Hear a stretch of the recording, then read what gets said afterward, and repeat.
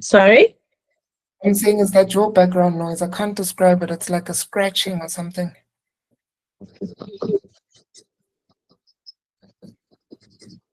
I'm not picking it up. I've got like literally everything muted.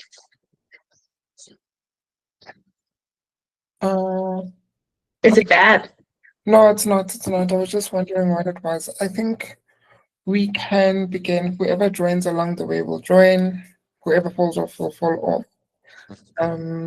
So guys, welcome everybody to meeting number 24 of the Kgosi Readers Book Club. It's been officially 2 years of us gathering every month to discuss some book.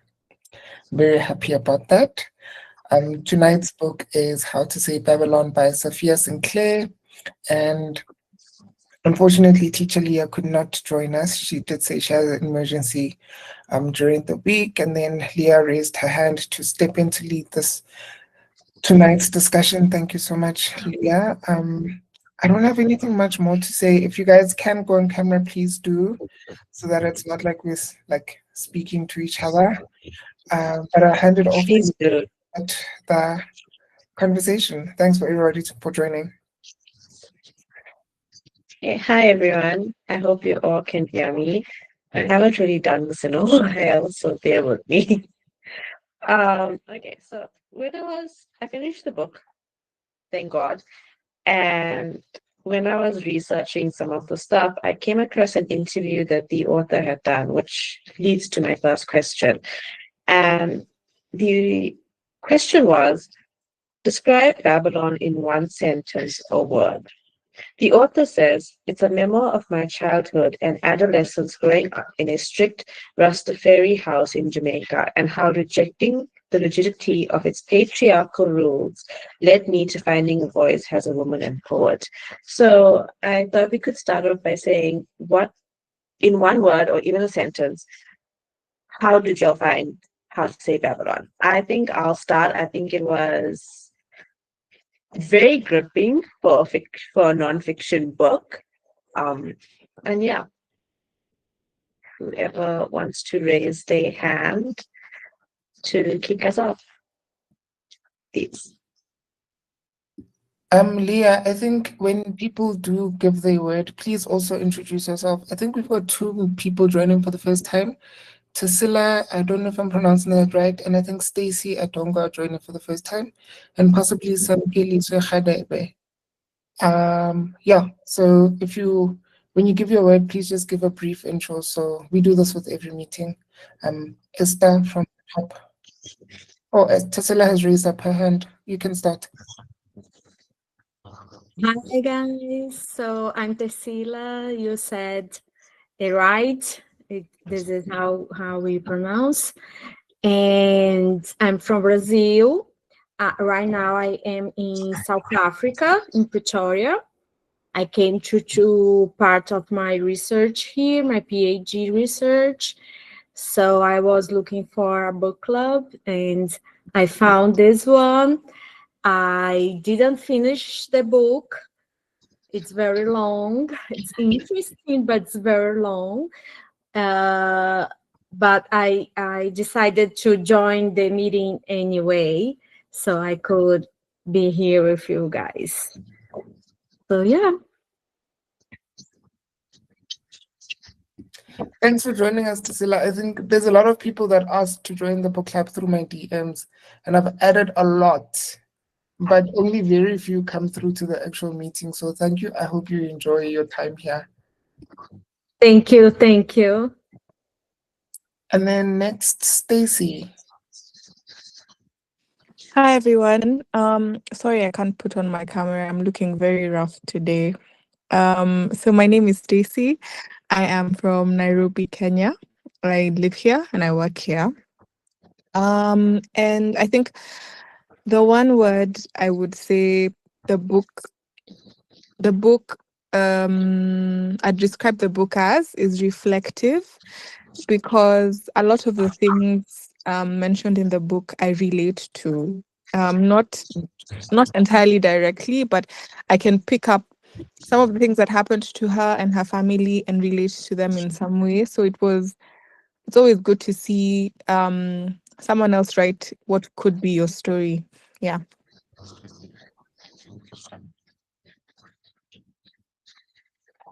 Nia says she's still being a daughter. Thanks so much, Stacey. Is it your first time joining us? Yes, it is. Oh, welcome. Welcome. Thank you. And then Samukeli Swehadebe, if you can speak, please take over the floor. Hello everyone. Can you hear me? Yes. Oh, I joined today's meeting, but I don't have the book. I couldn't get the book, so I'm just here to listen to you. And where are you from, Samukeli Swe? I'm from South Africa. Is it your first time joining us? Yes, my first time. Oh, okay, nice. Welcome, welcome, welcome. I hope for the next one you've got the book and you can join the discussion then freely. Yes, thank you. And then Neo says she's still being a daughter, so I don't think she can come on the mic. And then Litabo, you're next. Well, hi everyone. Well, my name is Letabo. I joined the book club through YouTube. I was actually looking for female Black booktubers, and then Kgosi Bookshelf popped up, and then I clicked the video, and I was like, okay, this looks interesting. And then I went and Googled Kgosi Bookshelf, and then I clicked the WhatsApp join link, and then that's how I ended up in the book club. So I also joined last month, and as for me, I actually listened to the audio of the book, which I guess is kind of a blessing considering how small the font is. So I listened to the book. Going in, I knew it would be morbid, but I wanted insight on, the Rasta, type of religion. So I got that insight. So I'm very happy that I got insight on just that type of religious belief, and yeah, everything else that happened was some was shocking, some was not too shocking, and but overall I enjoyed the book, and it was gripping. It actually did keep me wanting to listen, unlike some other audiobooks which don't do that. Thank you, Litabo. Yeah, we've got a lot of new joiners today. I'm liking that. And I can see that the actual YouTube people are accessing through that. So thank you for joining. I hope you have a nice time with us. Where in South Africa are you in? I'm in Joburg. Okay. And then next up, we've got Leah, if you can speak. Teacher Leah with the Jamaican proverbs. Yeah, man. Pull up, pull up, pull up, pull up, pull up, pull up.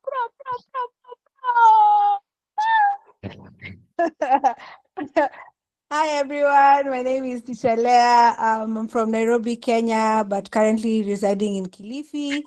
I loved the book. Sorry, I was not able to host. I'm currently in a wedding. I've just run away to some bedroom so that I can join in. But I really enjoyed the book. It resonated with me so much because of the dynamics of the relationship. Having grown up in more or less the same kind of father-son dynamics as well as mother-daughter dynamics. I loved Sophia's story. I loved how honest and candid she was. And I really look forward to discussing this with you as much as I can. So thank you again for this platform, Kgosi, and for everyone. I appreciate you. Thanks. Thank you so much, Teacher Leah, for finding a room to be with us. But I hope the wedding was a vibe anyway. And then one of my faves, like if you can take the stage, please do. One of your faves is disappointing you today. I only got up to 30% or 31% of the book. Hi, everyone. Oh, I forgot to say hi. Welcome to all the new joiners. My name is Lakeni. I'm from Johannesburg. I've been with the book club since inception. I've only got to 31% of the book, but I'm enjoying it. I've the word that I would describe is enlightening. I'm learning so much that I didn't know about the Rastafari. And I know they don't want to call it a religion, so I don't know what to call it. But Rastafari lifestyle, liberty. So I found it enlightening and thoroughly enjoying the book so far. Me and you are the same. I couldn't get through the small font, so I think I got up to page 30. Like we're still on the beach where I am. So you guys are gonna teach me about this book, and then hopefully I find a copy with a bigger text and I can actually read it. Unia, you're next if you can speak, and then Esther, and then Leah, you can take over because I think then everybody would have spoken.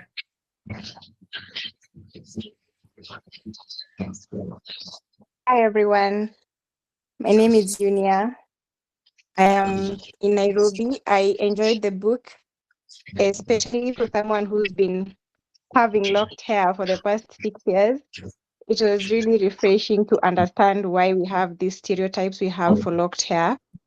And I'm looking forward to discuss the book with you guys.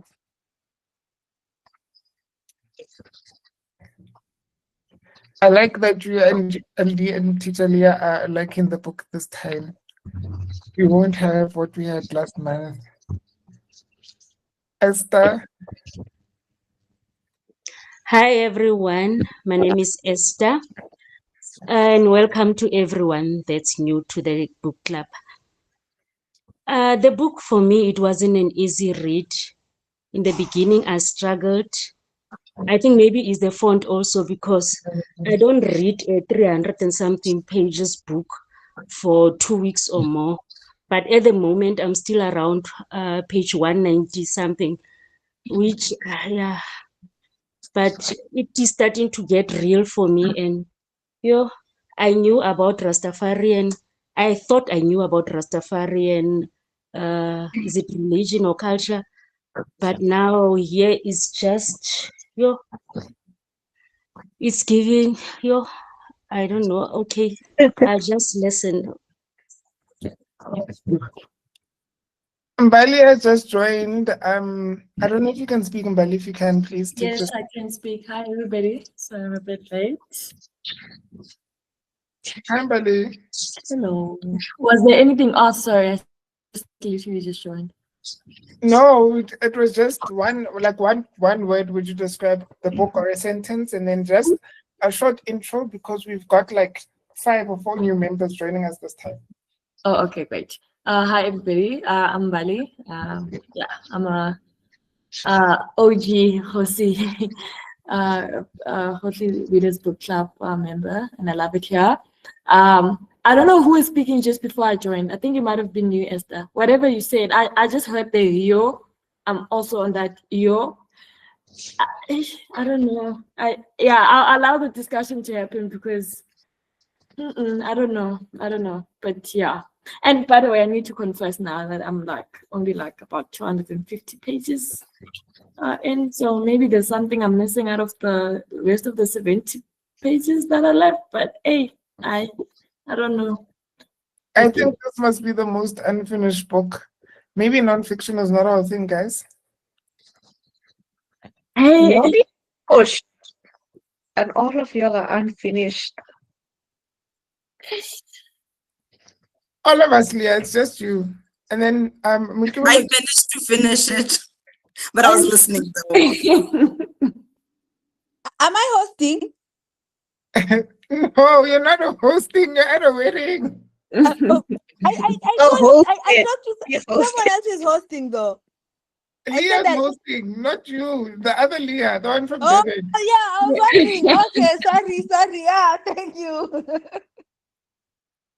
Mokibela, I think you just joined us. If you can speak for a bit, please say one word to describe the book and then where you're from.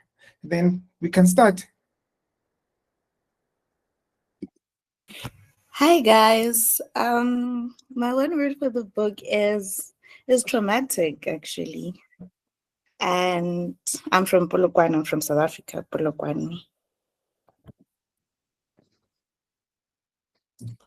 Awesome. Thank you for joining us. You're traumatic. I think, I was beginning to sense that as I've been slowly reading.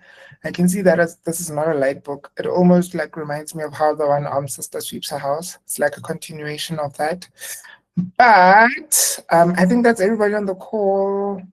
Oratile is a new name. Okay, guys, last one. Oratile, if you can speak, welcome. Oh, no, they've left. And Marie is gonna keep jumping in and jumping out because she's on the road. And Marie, if you can speak, please do. Otherwise, Nalika, the stage is yours, and I'll be in the background trying to get questions from social media because we're live on TikTok and YouTube at the moment. I don't think Anne-Marie can speak. So, Nalika, the stage is yours. Okay. Floor is all mine. No pressure. Okay, so I'm gonna start with a very heavy hitting question. I don't know if everyone's gonna be able to answer this question since not everyone's finished the book, but from whatever you have read, I would like your thoughts on it. And it goes from page 19 where we talk about how in Jamaica there's a say she has a quote here that says, "To live in paradise is to be reminded how little you can afford it."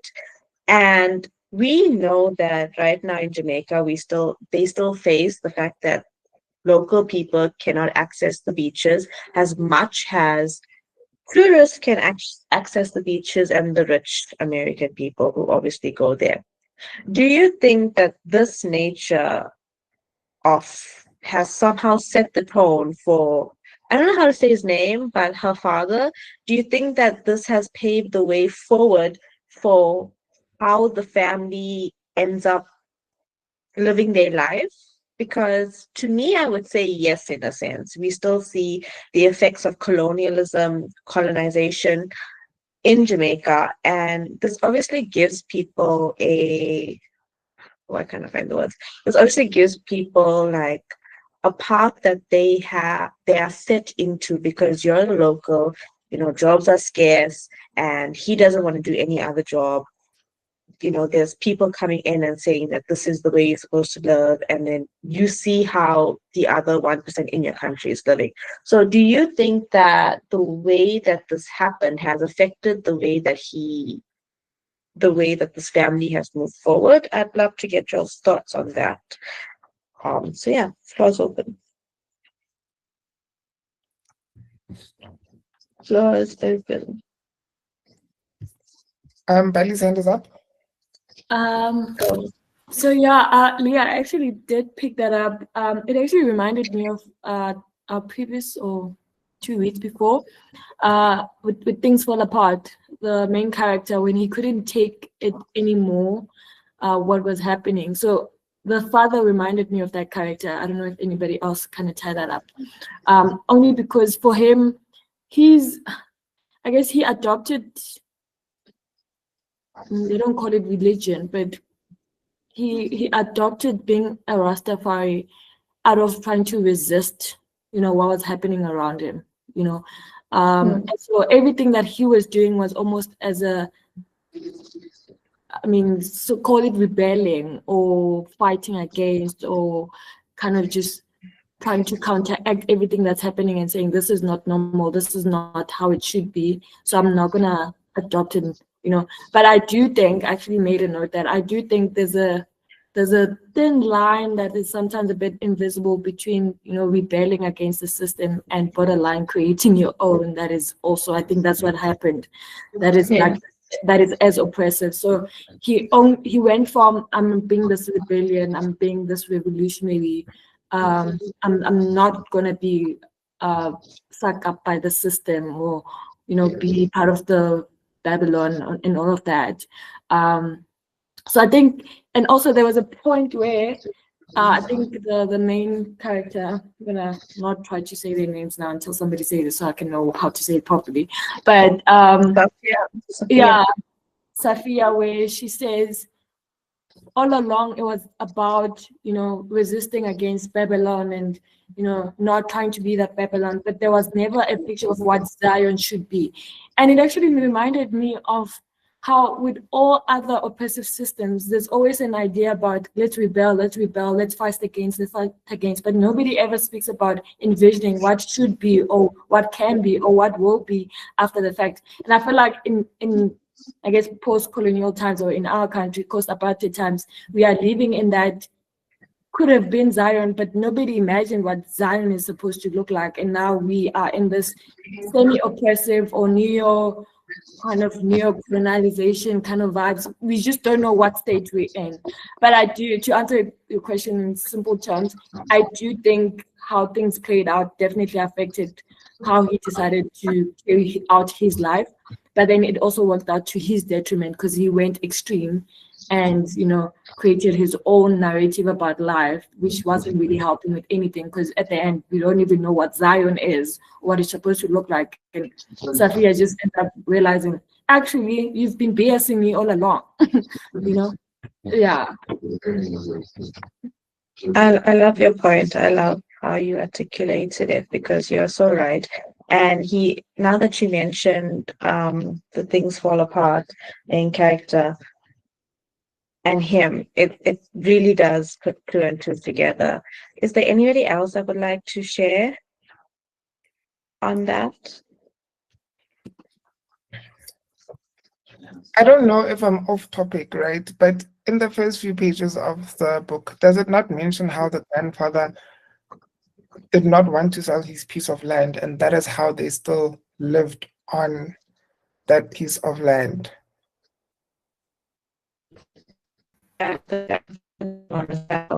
He said that was their house, and he didn't buy.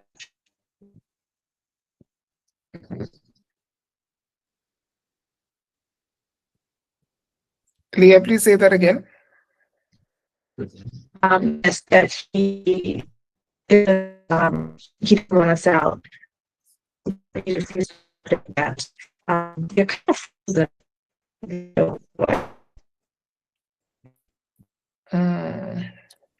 Is it my network that's buzzing out? No, I don't think it is. No, I also can't hear her.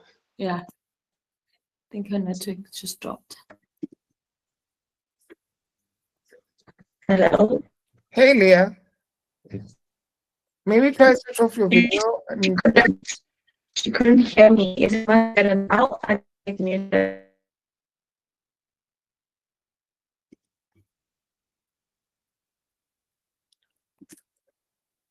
Leah, maybe try to switch off your video and then just keep your audio.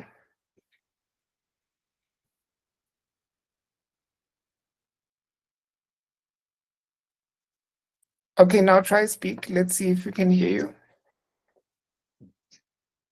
you. 1, 2, 3. Yeah, I can hear the 1, 2, 3. Can everybody else hear it?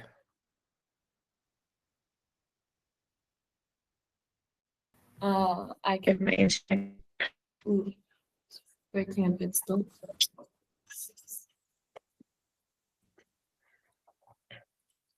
Welcome. Wait, and then let's see. Okay. Yeah, please drop off and then join back. Let's see if your network will improve, or just move around the room that you're in. While you're doing that, welcome Connie, welcome Flora, welcome, I think there was a new name that I saw here. While we're waiting for Leah to come back, Connie, please just say hi, and then Flora afterwards, if you guys can speak on camera. Do tell us what you think about initial thoughts about the book, a word or a sentence.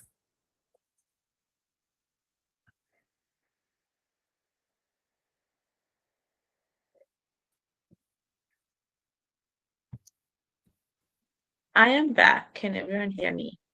You sound so much better. What did you do? I made my mom switch off Netflix from the TV.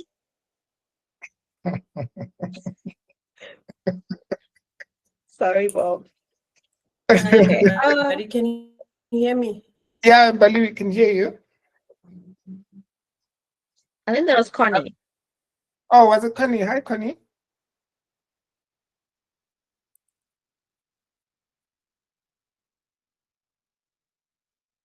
Okay, was there anyone else that wanted to add into that question, notice something?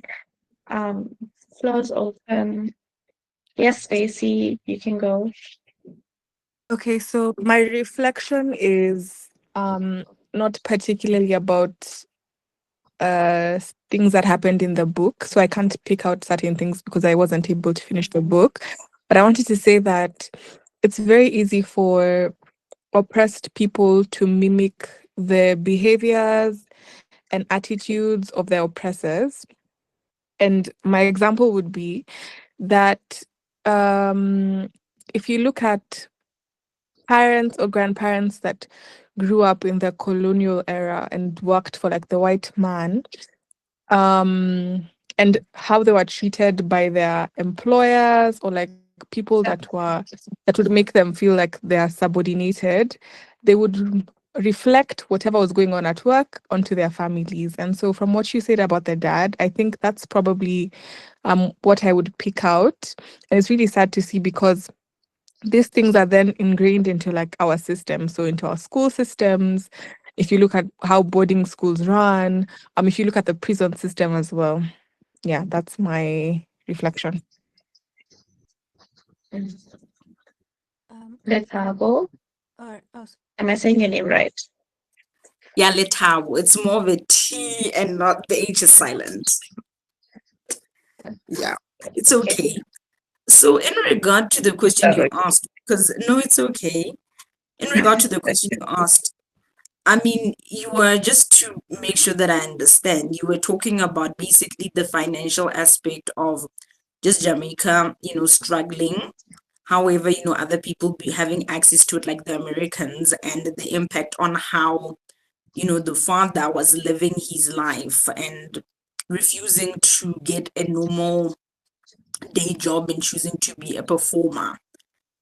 I'll say that in regard to that, I'll say that I agree with Mbalin that she speaks about, there was a lot of talk of, okay, let's not live like Babylon, but what does Zion actually entail? But I think I also saw a sense of pride in the father in that he thought that working a normal job and working a job that was not utilizing his talents was beneath him, because that's something he refused to do. And literally from childhood, when he's in a band and that doesn't go well, and then he separates from the band, then goes overseas to Japan to try and get a record, gets a record label. That does not work out with him not owning any of his rights to the music, coming back, still performing, still complaining about performing for white people at the resort. He just has a lot of pride regarding working a normal job, and I think that has nothing to do with his Rastafari lifestyle, in all honesty. And I think we also saw elements of him also loving money, or people who have money, because when it came to when his child went to the expensive private school, which she had a scholarship, Sophia says, oh, he loved hearing about which parents were well off.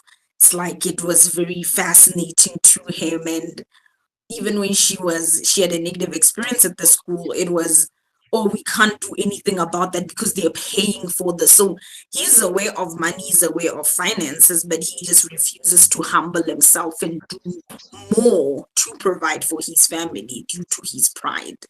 So I would say that's my opinion. Thank you, Leah M. Teacher Leah. okay. I remember at the beginning of the book when I was really rooting for the dad. He was born, from my understanding, he was born in this post-colonial Jamaica, and whatever was happening there, I think, and there was a time I remember they even talked about Haile Selassie visiting, and the hype that came with it. And it was I think from the understanding from my African history understanding, Haile Selassie was a big deal because they were never colonized. So it was like he was like a god. I remember even talking about the way guys even rushed to the airport and to the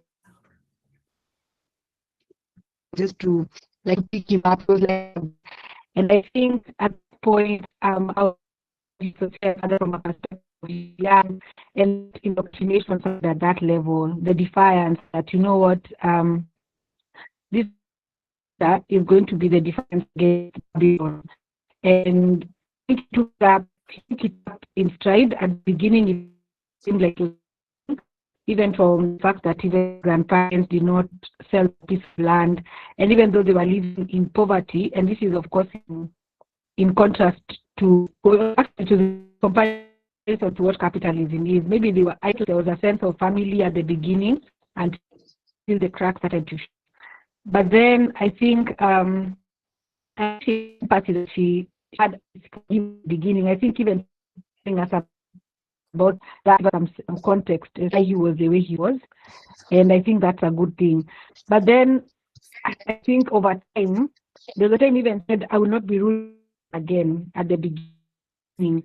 But then over time, I think, just the defiance hardened you to control. And I think it's like children were not embracing the Babylonian, not the Babylonian ideals as he wanted them to. Then they were going a different world than he was. And I think he became, I think it's a question of him becoming from like admirable in terms of his defiance against the Babylonian or whatever, the white man. And then it just became just in power. I think it was just like a sort. It was about losing power. I felt like losing power. He fought Babylon so hard that he rebuilt it inside his own home. And I think his resistance was understandable, even heroic at the beginning, but then it had so much patriarchy and trauma, and I think just the lingering effects of violence from colonial violence. So at the end of the day, people say hurt people. I think he was trying to protect his family, but then his method just replicated the same dominance and the same domination. So it was very sad to see that happen, but that's just, I kind of feel like I like the way she brought it up and the way she portrayed him, and sadly how it ended at the end of the book. Yeah, that's all from me. Thank you for sharing, Teacher Leah. I think Letabo, is your hand still up or was it down? Sorry. I'm sorry about that. No, that's okay.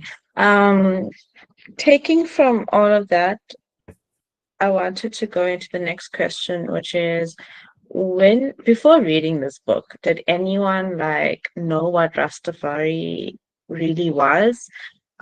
Because I'm gonna be real, I thought it was just smoking weed, and when they said being a Rasta, I was like, okay, it's weed and dreadlocks.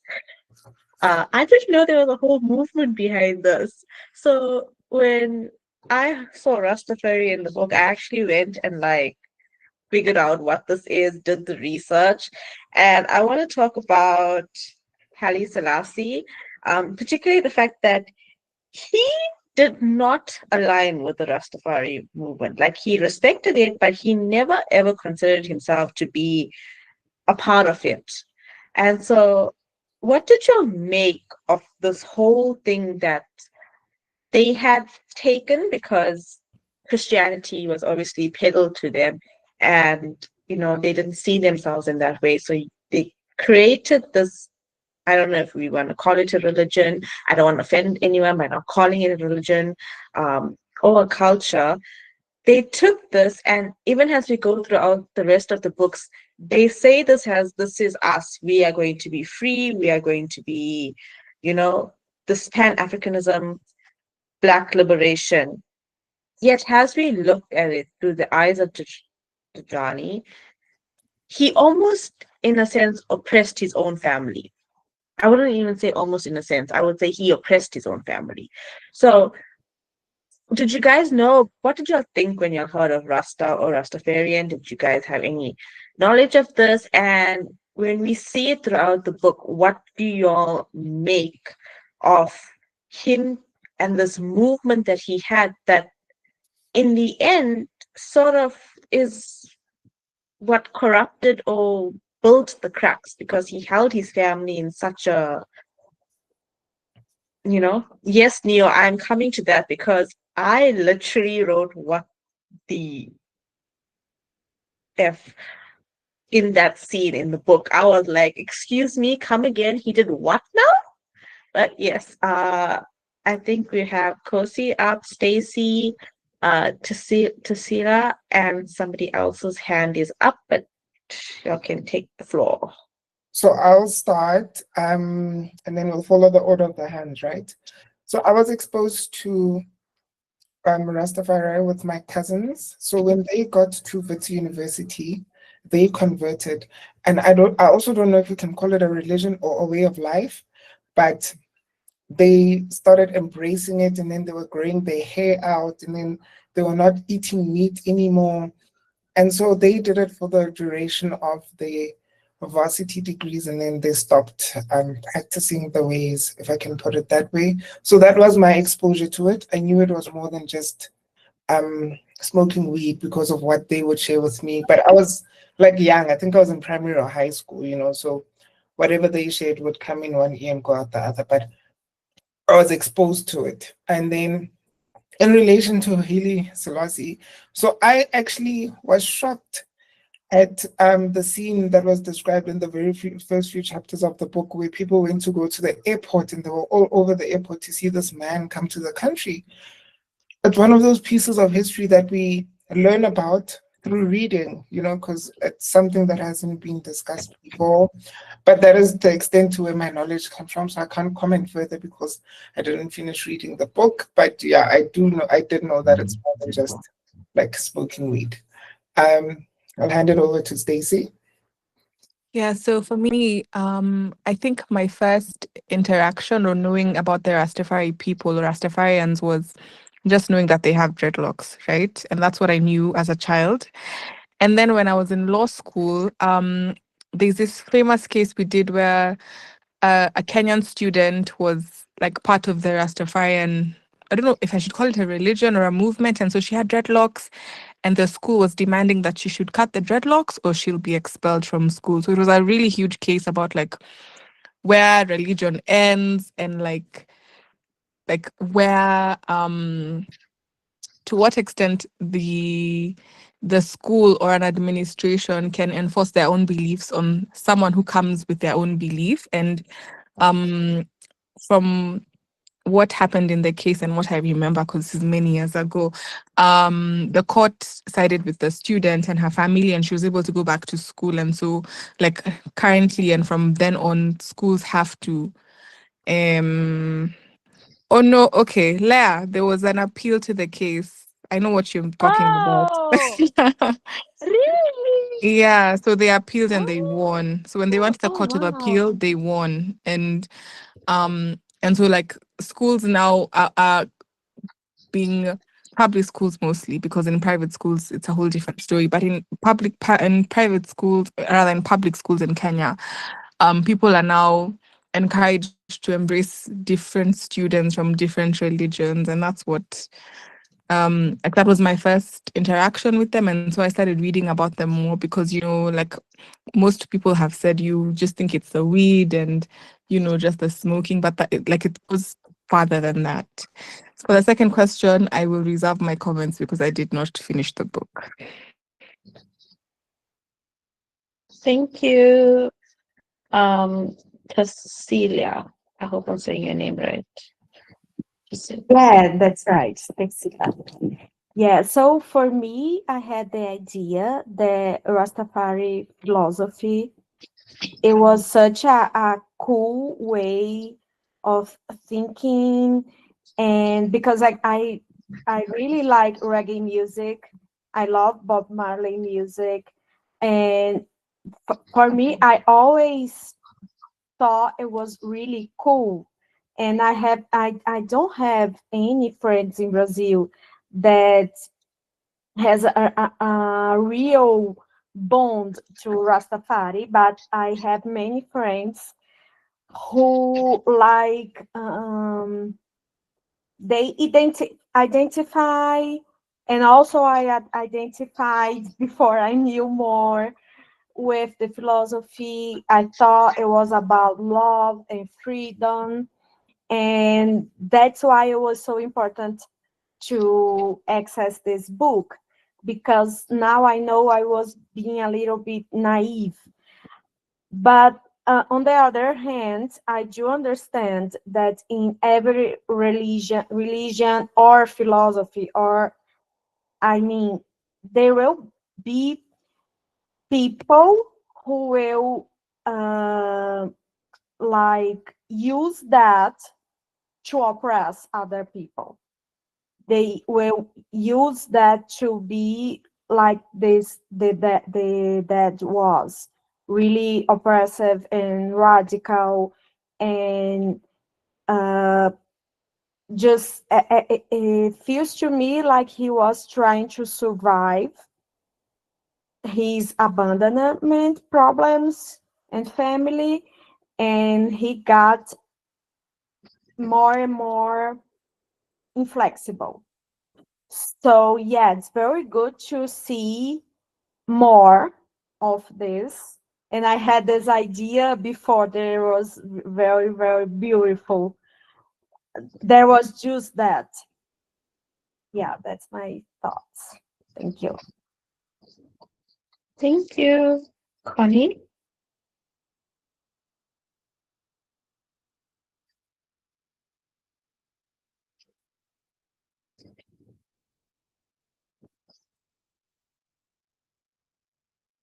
Connie, you're up next.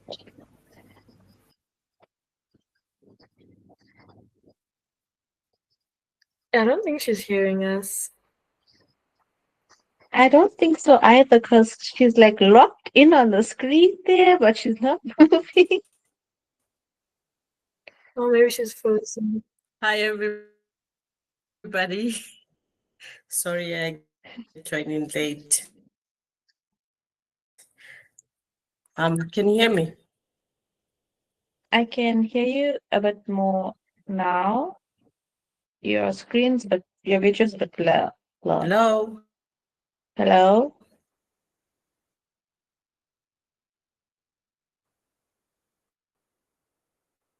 I don't know. I think Connie's internet connection.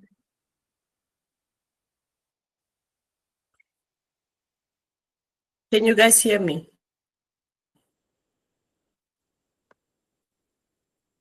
You're sort of cutting off and freezing.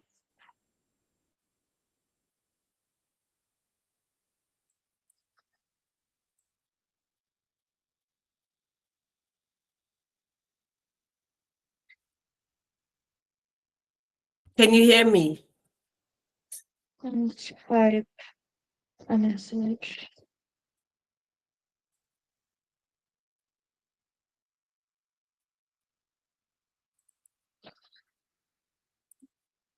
I don't know if you can see the message, but you're like freezing.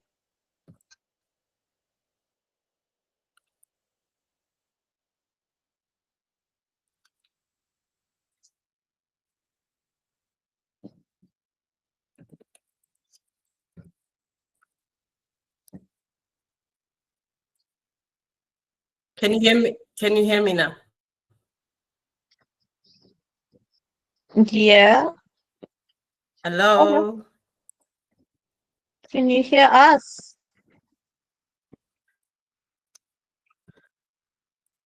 Hello? Okay, I don't know. Okay, it might be a network error. Yeah. Maybe you also try to switch off your video, Connie. Maybe it might help with the bandwidth of the Wi-Fi. Yeah, that could be a good idea as well. Switch off video. I think Connie is still frozen. But while we wait for Connie to get back to us on that thoughts, Leah, is your hand raised or was it raised from before? Let me just add on to it shortly. It was raised from No before, problem.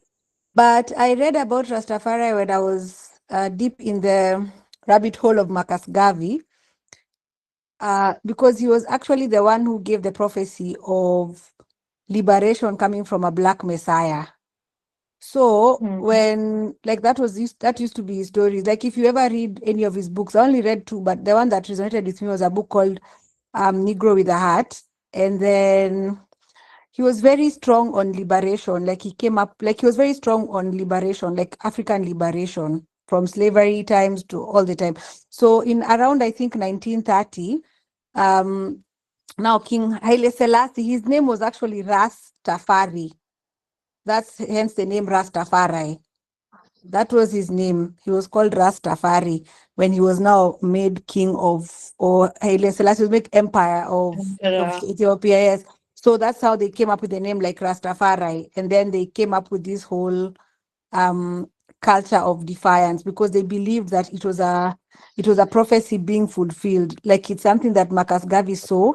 And then it's like now him becoming an emperor was like a fulfillment of a prophecy. But Haile Selassie himself was not Rastafarian. He was I think he was an Orthodox Christian, and especially given the fact that Ethiopia has like one of the oldest cases of Christianity that has been recorded. I could be wrong. And so that whole thing is what now created that Jamaican, like it was like a movement. Let me say it was a movement. And then that's why now it became like a symbol of dignity and liberation. And then now, of course, now they took up some mannerisms, and that's what now we see in Safia's dad. But it was interesting to see how they took it from that to where now we can see Baba Safia's dad getting to. And I just wanted to give my thoughts on that as well. Thank you. Thank you.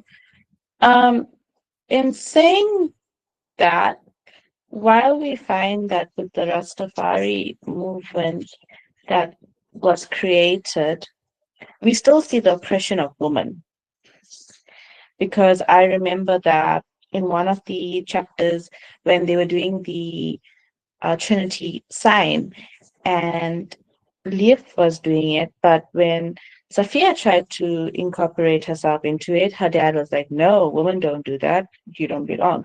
So do we think that the oppression of women, once again, in another movement, led to the extreme takes of Jan, or how did it like affect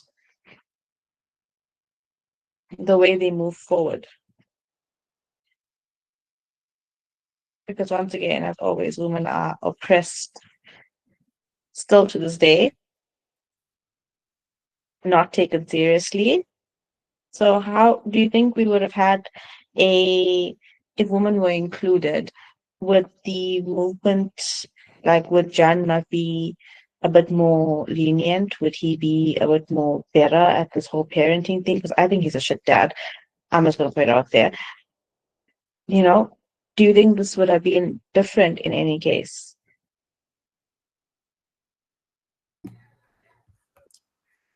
Yes, Right. Mbali. I mean, without a doubt, I definitely want to say yes. I think it's not, I have no doubt if women were involved and patriarchy wasn't what patriarchy was, things would have probably turned out a bit differently. I don't know to what extent though, but I would like to imagine or think that things would have turned out differently. I do want to point out though that I'm torn between, yes, the oppression extended, because I mean with Black women, you're always at the bottom of the chain of everything. But then I do have a inclination to think that the mother was some sort of an enabler, because I think she was a silent participant in some of these things, especially when they were starting out. Because if you remember how now the father and the mother, I keep calling them that because I can't say, is it Yanni? Or can I call him Howard? I think that's his original name. I think we should call him Howard. Call him by his full government name. But Howard, and Esther. So I think when they initially started off, I mean, they were not deeply entrenched in the Rastafari, way of life. They were both starting out and trying to figure it out. So I don't know where in the process she just became a silent participant and observer and just let things be, and allowing, I guess,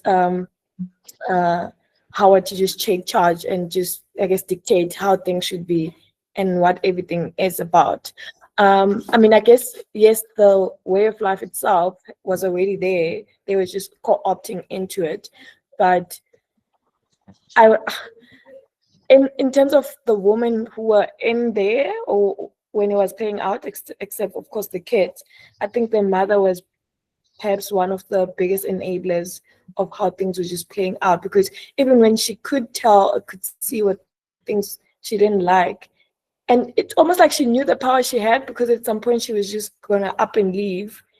So she knew she could change things, but then at some point she just chose to just stay away and have a time of her life with her weed. I mean, when Safia, is it Safia? Yes. When she was saying, Sophia. yeah, Safia, when she was saying how she would know her mom is not okay every time she would, like, smoke. And I'm like, okay, so you do know that's when things are not okay, like this shouldn't be happening.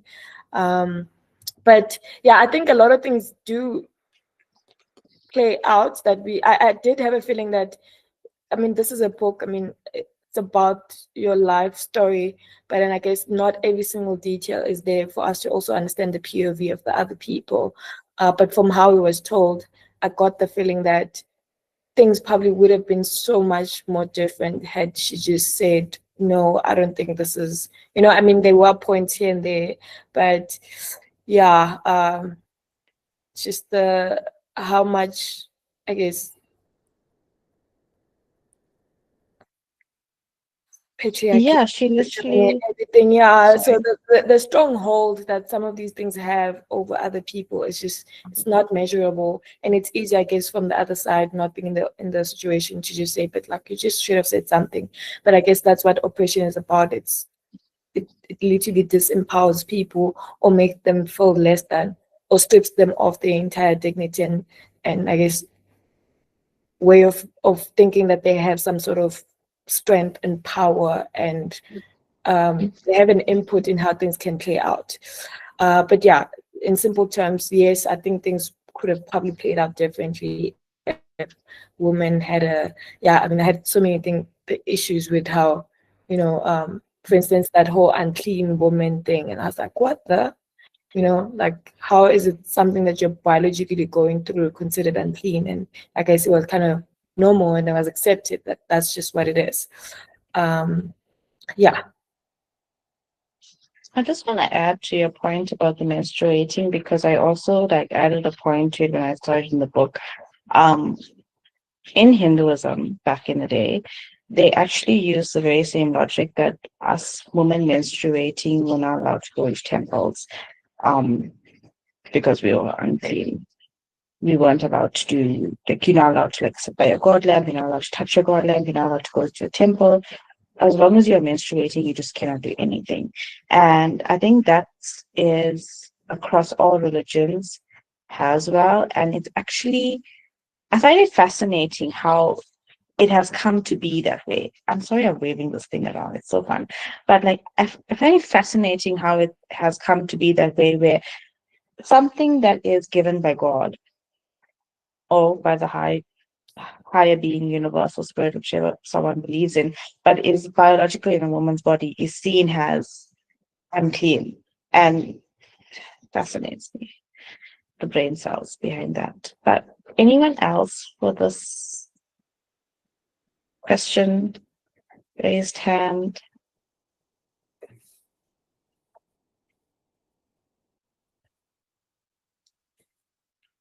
I can't see if anyone else's hands is up. We haven't heard from Flora, Gugu, and Nobalungu. Nobalungu just joined. If you guys can come on the mic, please just say hi.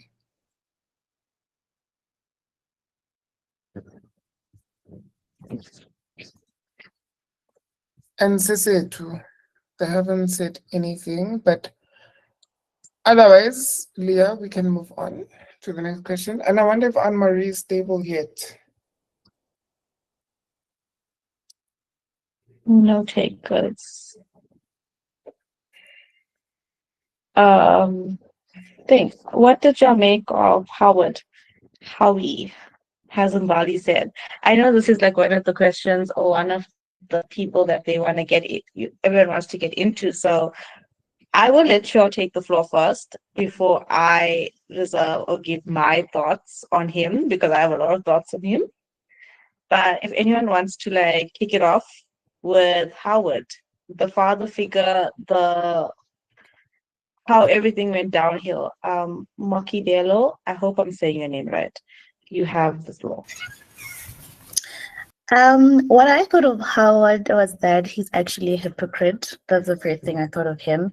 And secondly, I thought he was a dictator. Because to me, I think it was not actually about religion. I think he just actually wanted to control.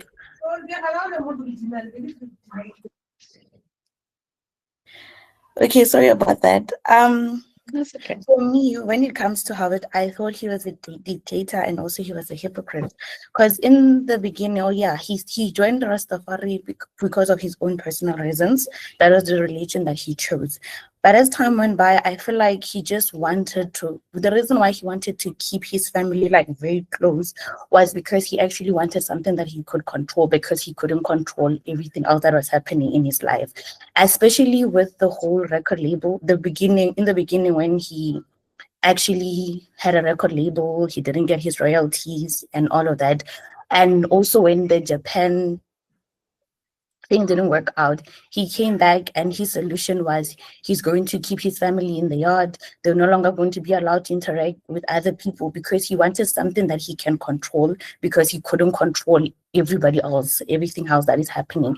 And when it comes to the hypocrisy part, he kept on talking about how women and Babylonian woman, and he was talking about infidelity, he was talking about promiscuity, but there was the part in the book where where she talked about when the wife's sister actually commented on the situation on an incident where they were in a car. I think they were in a car, and then Howard was actually making out with another woman with his wife present. Because if your religion is against infidelity, like you say it is, and promiscuity, then why are you doing such things?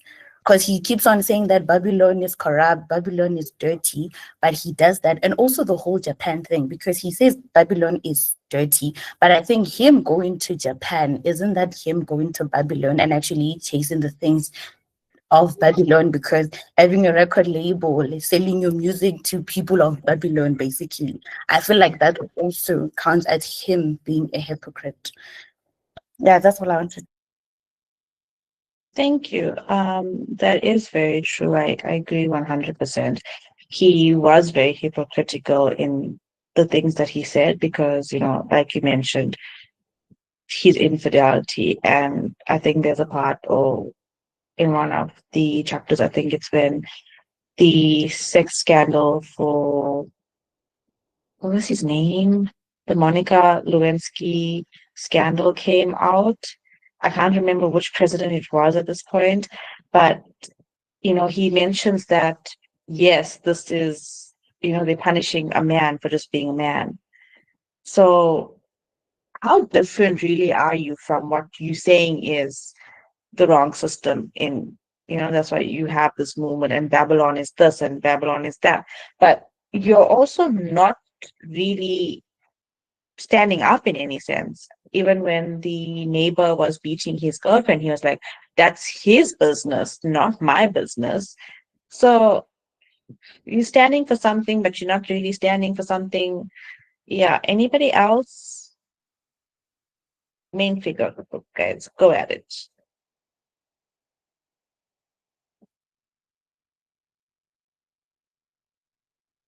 Yes, Matabo.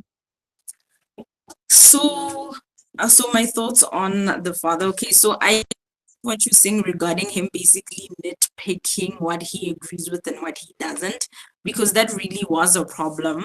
Because I would say that when it came to, for example, the element of purity, he seemed to be more concerned with the woman's purity, but not the men's, because you bring up the Monica Lewinsky example, and I remember that. But he also said he believes in polygamy, and I think that's why he wasn't necessarily a faithful man. And I suspect that when he was sleeping at the hotels, because there were times he slept at the hotel, I assume he was probably with other women. That's just what I gathered from what was said. But as for my thoughts on him, I still believe he's prideful, but he's definitely very controlling. And he definitely wanted to feel a sense of I feel like he gained a lot of self-esteem from running his family. Definitely indeed, because he had nothing else that was going well for himself. And I think even when he adopted, I think you mentioned this earlier or someone else did, but when he adopted Rastafari, it was really about, kind of like trying to back his system. And I really just feel like, it's always been about him and how he feels and what makes him feel good. And yeah, he's very controlling and quite selfish. That's really how I perceived him. And yes, he is also a broken person due to, the trauma of not knowing his father, his mother abandoning him. Like, that was heartbreaking to actually listen to. It was heartbreaking to hear that multiple times. But, it is just kind of hard to constantly sympathize with someone who is harming other people consistently like this. Just before I move on to embody, I want to say, I actually was going to say that, but I wanted to add on to your point. Yes, I wanted to add on to your point about his past.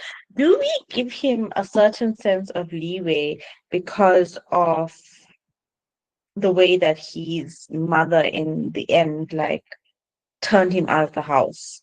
Like, how much of a leeway do we give somebody before we say, no, we understand where you came from, but what you're doing is completely wrong?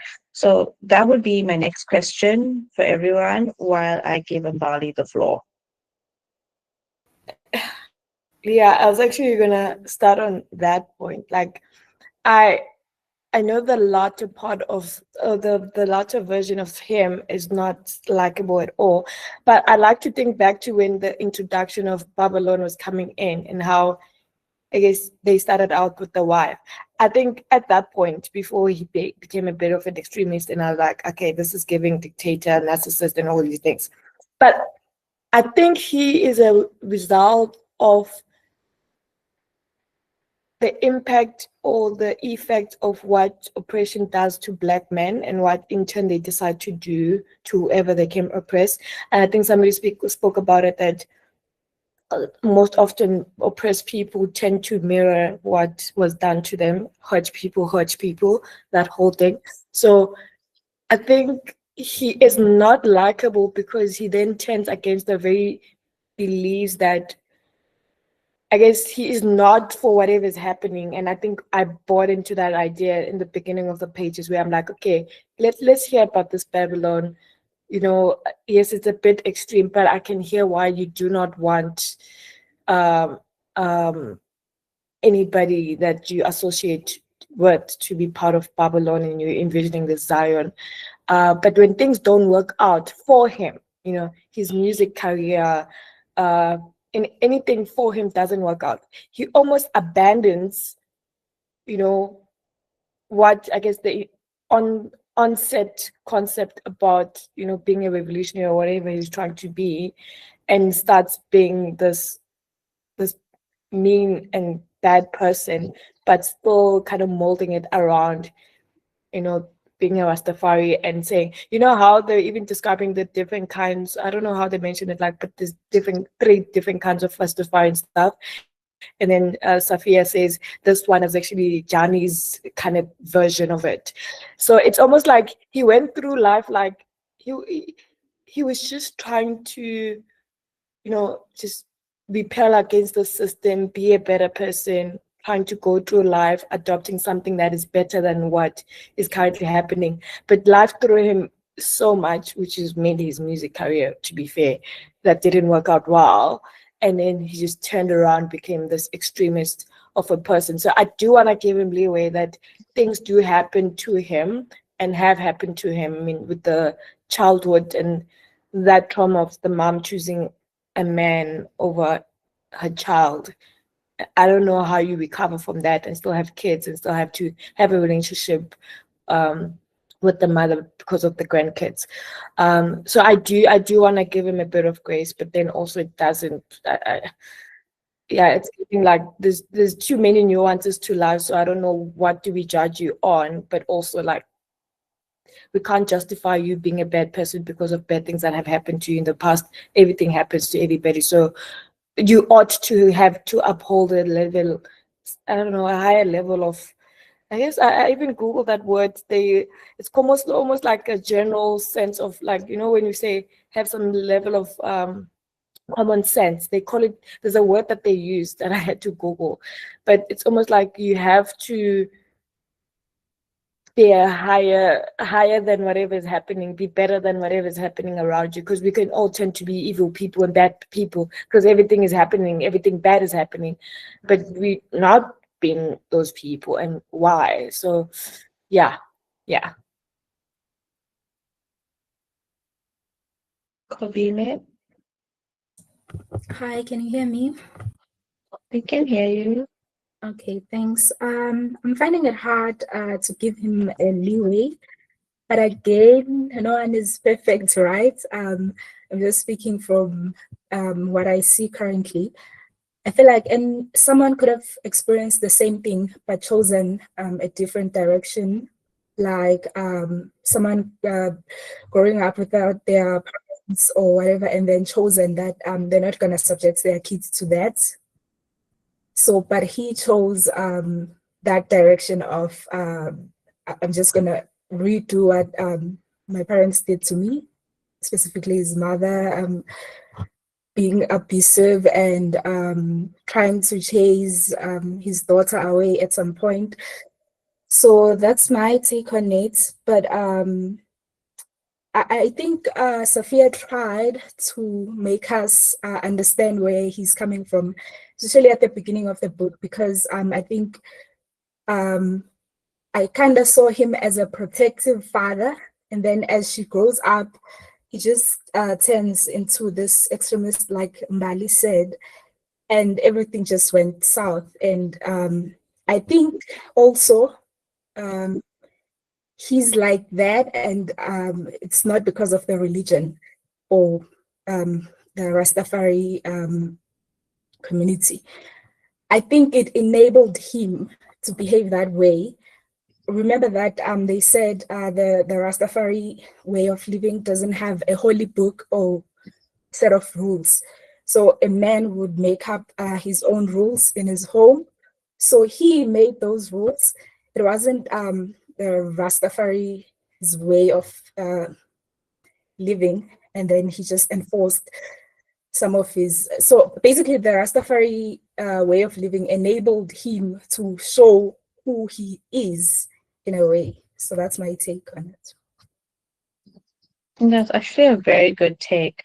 I would say, like, the way the book goes, it's almost like we get a real life character and they descend into madness or into extremity with the way that he started and the way that he ended. Like, we just see like this descent into what I would say is madness.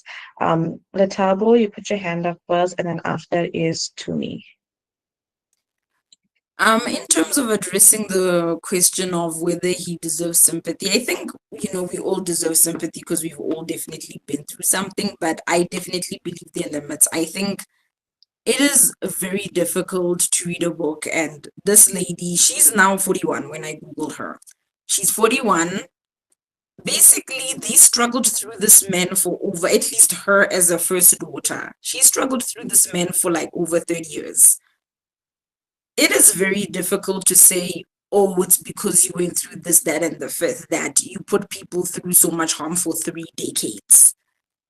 It should be less than that. 15 or less years, because at the end of the day, there is no, I mean, at the end of the day, no one confronted him on things. Well, she tried to, but other than her, no one was confronting him on his behavior. So there was no push to, he probably never felt like, oh, I should change, I should do better.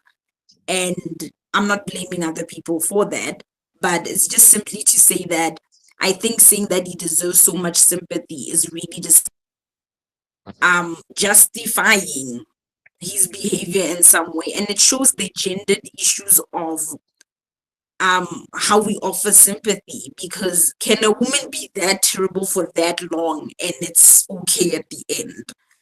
I feel like that never really happens. You'll never hear of, oh, a woman was such a bad mother for over 3 decades and then, oh, we should forgive her and, you know, reconcile. Like, where are those stories? But there are too many stories of fathers doing that. So that's what I'll say. Do we also think that, like we said, he had all of this, and the men that he had ended up joining, like the circle that he had started the reasonings, they also enabled him in a way, because they all said, oh, yes, your point of view. Kumi and then Anne Marie, please. Hi, everyone. Yeah, I think just from the point of giving him leeway, right? You know, when I was looking at it and just reading, my opinion of the dad was that hurt people, you know, and he experienced that mother wound, number one, because of his relationship with his mom.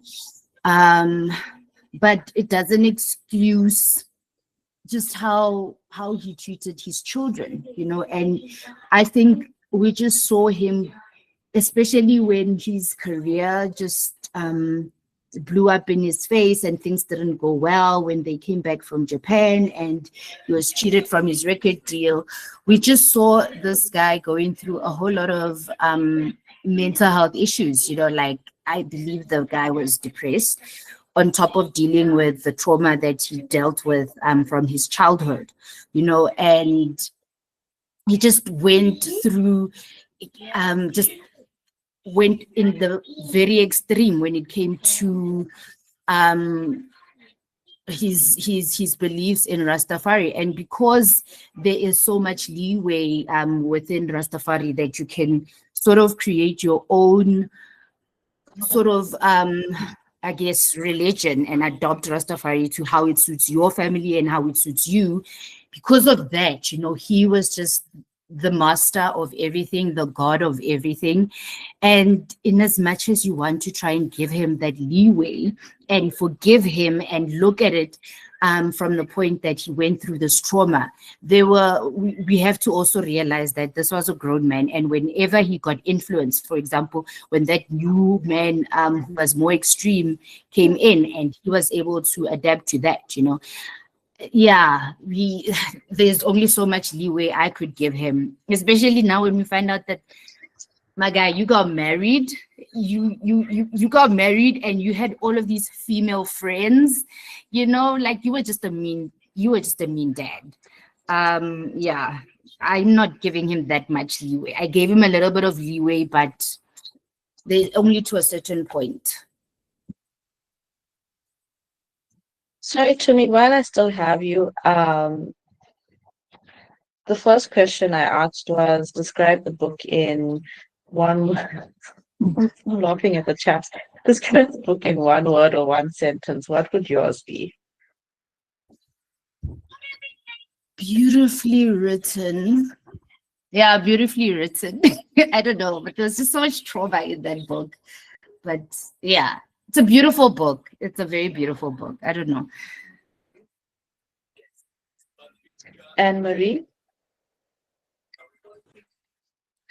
Did you want me to answer the question or just share? No, you have your hand raised. Oh, yeah, no problem. Yeah, so just so actually sorry for not being able to speak. I was on the road, so my signal was in and out, but I'm home now.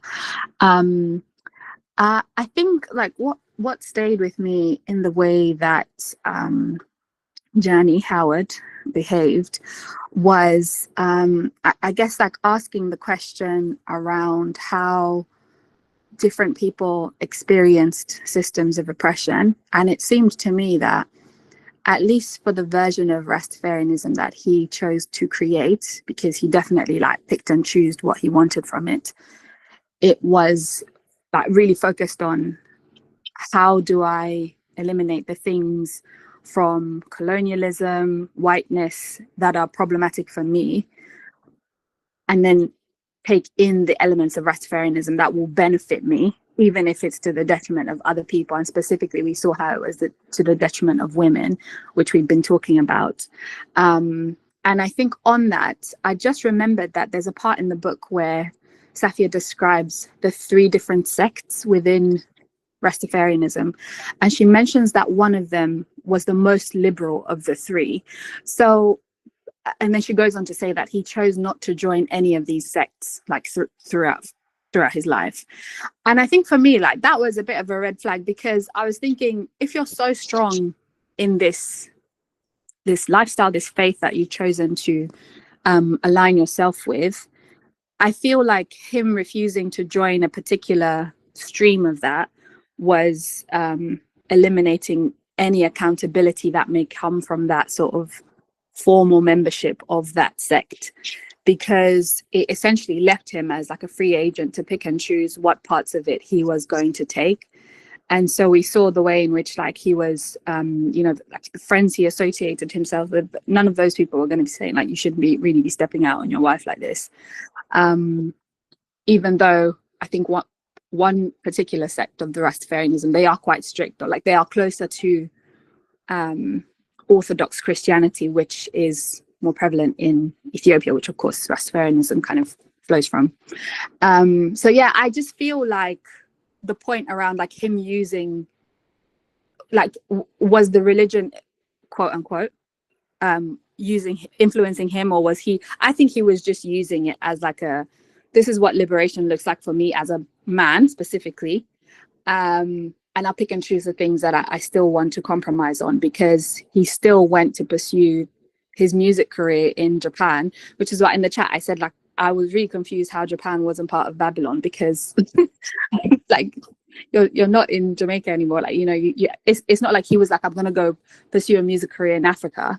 That would have been a closer step towards like authenticness, quote unquote. But yeah, I feel like throughout he was just picking and choosing what he wanted to do. And like from that moment where his music doesn't take off, he has so much resentment building up. He pours out his resentment towards his family. And I was just thinking that, let this never be me. Like if my dreams don't work out, I should not be taking it out on the kiddies who've got nothing to do with anything. But we do see that a lot in these sort of stories of intergenerational trauma. It's like you have these hopes, and then if they don't work out, your children end up suffering for it. But I do agree with Tumi. That was what came to my mind, that it is very beautifully written, considering how much pain she went through. Like there was just so many moments where I found myself being like just so taken by the way that she chose to describe a moment, like she has such a good way of describing moments of both pain and joy. So I enjoyed the kind of tone and the feel of it. The content was heavy. I do agree. Her writing was really, really beautiful. Sometimes I wondered if I was reading a fiction book instead of a non-fiction book, with the way she describes certain things. On the chat, we have the whole thing about the scene where he watched adult content. So if you guys, Kobile and Leah and anyone else who wants to talk about it, because to me it weirded me out. Like it just kind of weirded me out, the fact that you were watching this And then you were like, my daughters shouldn't be like that. Like, what? Put your kids at that time. But please take it and run with it. We can also add in how they gave the 7-year-old, 5-year-old, and 3-year-old a joint to smoke. Because that was like also another. So yeah, who wants to go first? Oh yeah, I also have that written down. It was my note on it. Let me find it well. Someone, Kobile, go for it. Yeah, that was really weird. I think that's where I started seeing that, oh no, this man is just something else. That's where it started like going down for me. Like, how could you do that? Yeah. I'm trying to find what I wrote in my book when they had that whole entire dog calling no daughter. Anyone else? Teacher Leah, do you want to say your thoughts on I think he was constantly fighting with himself, like what he is inside, with his edges, and it just shows as the book goes on that and I don't know, I don't even know what to say about it, but he was just wasn't showing his true. He was trying to fight who he truly is and doing that through the religion, like more like to hide in a way, but also show again because we know he stands on women. And then him watching that, he wanted to, but he's trying to fight it in a way because it's like, oh. So yeah, it was weird.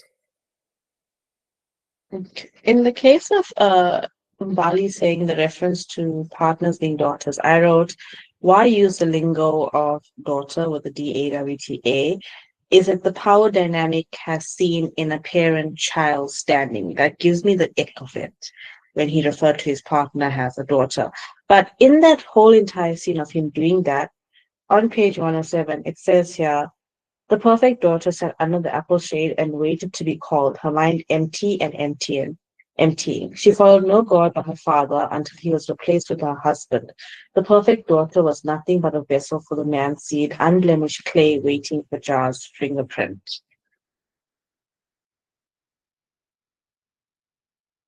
The whole dynamic just, yes, Leah, I think this whole book reeked of hypocrisy. Like it was a bloody hypocrisy. And I was so mad. And I think I was looking at it from the perspective of Sophia had to grow up with him. And, if you've ever encountered like a bad father and daughter dynamic, you don't know that there's something wrong until like, your frontal lobe has developed. So you're going through this life with this idiotic man, and then you grow up and then you realize, oh my God, he is an idiot. But then when you were growing up with him, you didn't think he was an idiot. I don't know if I'm making sense. And it's so sad. Like that porn thing, like that pissed me off a lot. The fact that they lived in this tiny, like the house kept getting smaller and smaller throughout the book. Small. I think they were about to live in a toilet at this point. And then on top of that, he was consistently telling them the nonsense of, oh, I don't want this, Babylon, Babylon. He was telling his kids to go to school. He was buying them stuff from Japan, making them feel like, oh, like he was giving them snippets of this life. And then he takes it away from them by being so radical. It was so annoying. And then the porn. Oy. Like I was trying so hard to just it just pissed me off because he was, and then also the other thing that pissed me off with his hypocrisy. Did anybody kind of feel like it was weird, the relationship with Safia and the writer? Then it's like because he was a man, the dad didn't like he didn't think it was a big deal. Like that, right? The writer, the guy who she went to like for mentorship. This whole book for me just read from the hypocrisy. He was stopping her from interacting with certain people, but then allowing her to interact with certain people. She was allowed to smoke weed, but then she wasn't allowed. Like, I just feel so sorry for her. And anybody follows this podcast, the River CEO, I remember listening to this footballer called Thierry Henry, and he said something very profound that I felt like Sophia was also going through. Like, when you're in a bad relationship with your dad, you still love them. You still love that, you still love them because you don't know that it's bad. Like, you're going through a relationship with someone from a perspective of love. And as we're looking at him from a different perspective of, like, stupid man. And I just kept feeling sorry for Safia as I read through that book. And it's because of that man and his, I don't want to crash out. Let me just wooz out of this one. Thank you, please. Really? I just have to agree with Leah on the issue of hypocrisy and him standing, him being angry at a woman, and when a man actually took the action with the writer when he kissed her on the cheek, and then the father got upset, but he didn't confront the man. He he was just angry at them. Why didn't you confront him for kissing your daughter if you were angry at it? So it seems like he fights women instead of men, because even his son, there was a point where he got angry and he was like, why don't you fight me instead? Like, he's going for the weak in terms of strength when it comes to fighting. Like, he's never beat his son, if I'm not mistaken, but he would beat his daughter because she's not going to fight back. She's not going to be able to. She doesn't have the strength.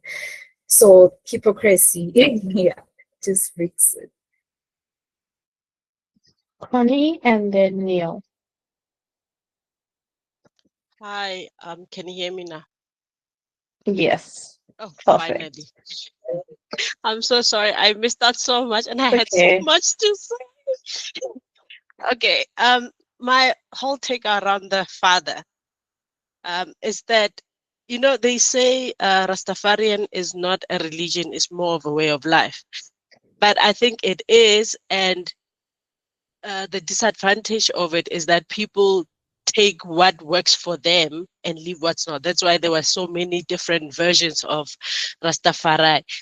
And I believe like the dad was caught between, I'm trying to be a radical and a positive Rastafarian person, and at the same time he used it in his advantage to fill in the what's the word? My English is off today. What he was lacking as a person, he filled it in with the Rastafari. That's why he punished the mother and the girl children. Whatever was convenient for him, he would use Rastafari for it. That's my take on that whole situation. That's why he would watch porn and he would have gold, because there's always a leeway for certain things in the so-called religions. And maybe because they don't have a book with rules written down, you can pick and choose whatever you want and make up stuff as you go. And like any other religious movement, women are always at the bottom of the food chain. And it's all written around that. It's like, patriarchy, men are powerful, men are better, and then women are subservient of all of them. So yeah, that's my 2 cents. Neil? Hi, everyone. I finally can speak. Yeah, so basically, my thing about this book is I haven't finished it, right? But I have listened to Safia speak about it on the what is it called, on the Chicky Natives podcast. And from what I can gather from the book and what she said, Connie's right about the whole patriarchal situation. However, I want to point out that everyone in this book was weird, guys. Everyone gave me weird vibes. Everyone has siblings. Like, I'm just like, why are you guys like this? Why is everybody not calling anyone out? A sibling. Weird vibes. Like, I was, why are you guys doing this? Like, why are you so weird? Her brother acting like, oh, you're just overreacting. Like every time something happened, like remember the scene when she said, when she was talking about being bullied at school, and the brother was like, oh, don't let bald heads like do whatever. And I'm like, dude, that's your sister telling you like somebody's like basically just terrorizing me, and you're just like, no, you're overreacting. Like, what the fuck? It was so odd. And then the whole fine, the dad had so many issues. I don't even want to like get into his issues because man was weird. And then he becomes this person who just basically terrorizes his kids, and he just like there's a part where she talks about how he was bathing them, and is it bathing them or basically just, what do you call it when you give people things? The dad was cleansing them or some shit. Like she was talking about how with the incense. yes, Yeah. and I'm just like, Like, let the they- children be. He was just like, he just wasn't letting up. He was just being very insistent and very odd. And like, it's one thing to be an extremist, but that man took it far. Like I promise he took it to like I was just like, how are you looking at your little babies and you're taking them through these things and it's just fine to you? And then his friend who married a teenager. No. Everyone in this book was weird, guys. Like from the mom to the dad to the kids to everyone, absolutely everyone. I was just also, the kids were happy when the dad was in Japan. They were really happy. They were having a good time. They were planting the garden with their mom, living their best life. And then he came back, and then terror. My goodness. Yo. Though I want to segue into the mom. Your thoughts on the mom? You also mentioned the whole smoking scene. Because you that in the when she was excited to give her kids the joy to that. I can't hear what you're saying, Delia, but I think the mom for me was weird because she was very, like, she was extremely submissive. I don't even like this word submissive, but like she basically just let the dad do and say whatever. And she would have these little secrets that she has with her daughters. Like, remember the time when Sophia was talking about how she almost drowned? She went into the sea and almost drowned. And then that was the first secret that she kept from her dad. She and her mom knew about it. And then like they became like a lot of tiny little secrets that then after that she just kept on keeping from the dad, but the mom would know. And then basically them finding out that the mom had like a whole personality outside of being their mom. It was just, yeah. Julia.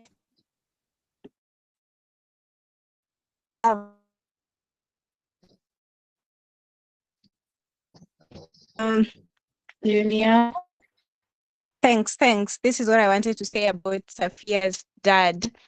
And I want to reference the scene where actually the children move out of the house. I am sorry for those people who have not finished the book, but I'm speaking about, remember when he had a machete in his hand and then Safia was holding a knife? That scene is what I'm referring to. And then Safia goes on to call the police. And then when the police arrive, the dad is like, no, she's lying. And he's just there smiling. And then Safia's brother comes to rescue them. And then when Safia says, Ati, we need to press charges, the brother is like, no, this is family. You don't have to involve Babylon in everything. And I'm just wondering, you've seen the cycle that this man has put us through. He almost killed Safia, and then you're still on his side. I don't know why Leach did that. But again, after Safia moves out, and then this is where now the father just confuses me. When Safia has gone to, I think it was the US, and then the father keeps on calling her, calling her, calling her. And then finally, when she picks, the father is like, oh, I'm so sorry. It was the devil inside me. Sometimes I think we just blame the devil for nothing. I think the devil was just chilling somewhere. And then the father is coming to say, oh, the devil was inside me. I am so glad that Safia just told him there was no devil inside you. I want you to apologize. I want you to acknowledge that you did something wrong. I'm still very mad at Sophia that she actually agreed to come back to Jamaica and go to his concert and sing his songs. Anyway, he's not my father, so I have no say in that. Thank you. Oh, you're so right about the devil. The devil's not actually, and he's just looking at all these people saying, the devil in me. Like, no. Uh, I have thoughts about that ending wish, the whole thing, but her mom, I want to feel sorry for her, maybe because of, you know, but like, oh, wow, I lost internet connection. Can everyone hear me? Am I back? Yeah. You back? Yeah. You back? But yeah, like Kenny said, the time period in which we are dealing with,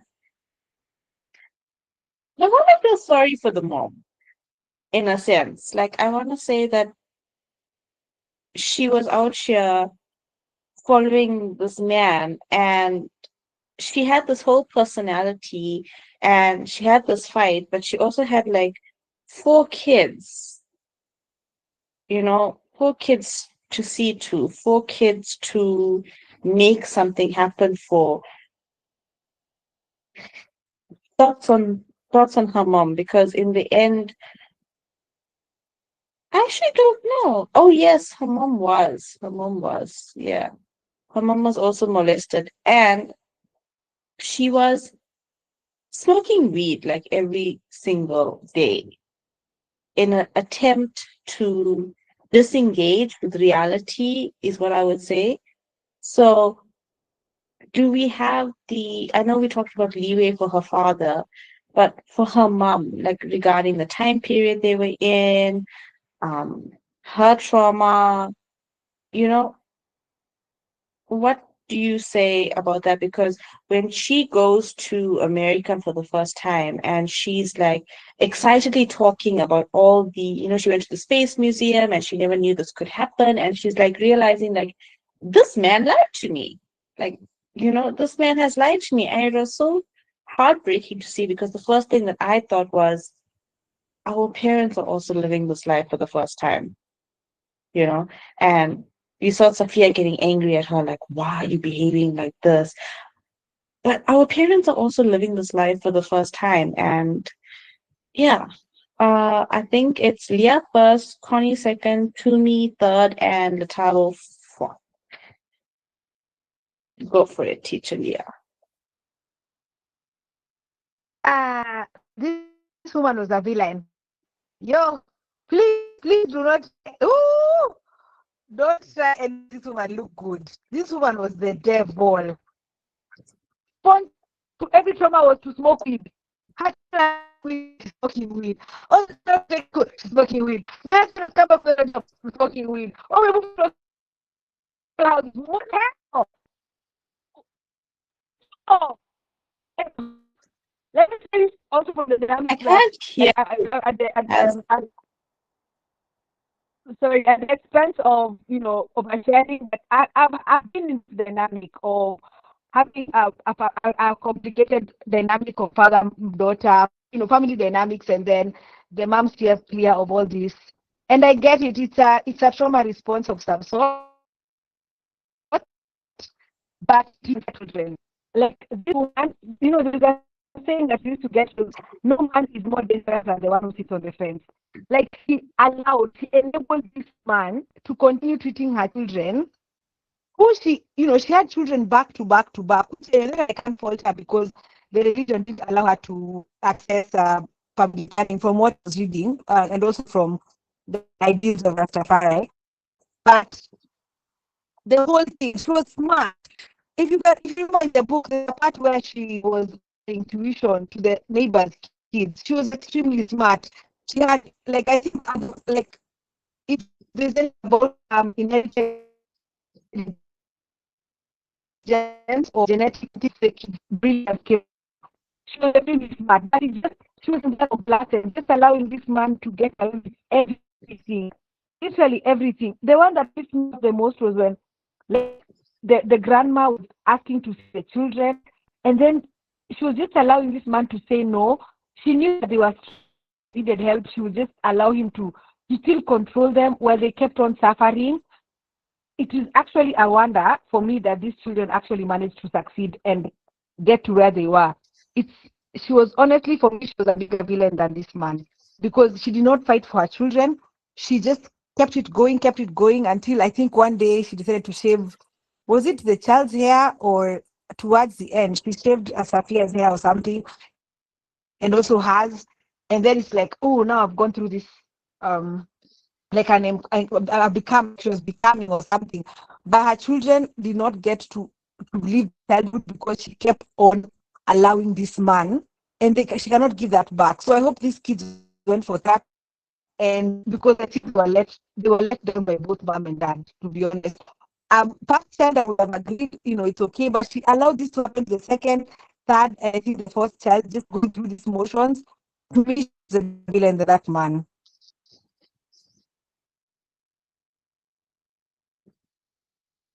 Connie?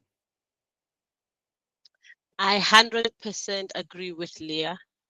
I believe the mom was the ultimate villain. I think she's the one person that upset me the most.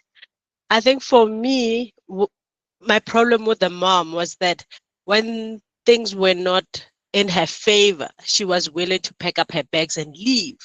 To me, it suggested somebody who was conscious and aware of her own power, but she didn't use it to protect her own children. But when things were not working for her, she picked up and threatened to leave. Where was that energy when it was about your children? And again, we see it when the dad kicked Safia out of the house, and she said to her, "Don't worry about it. If you leave, I leave." I'm like, ma'am, so all this time, you are aware of your own power. You are aware of what you can do. So you actively chose this man over your children, this man over the well-being of your children. I think, no, I'm not a fan of a mom, right? No leeway for this woman. Like, maybe it's me projecting with this whole mother and daughter situation, but I'm not a fan. I'm not a fan. I would have left, and I would speak to my dad before I could speak to my mom, because this woman upset me from the jump. So yeah, no, she was the villain in this whole story from beginning to end.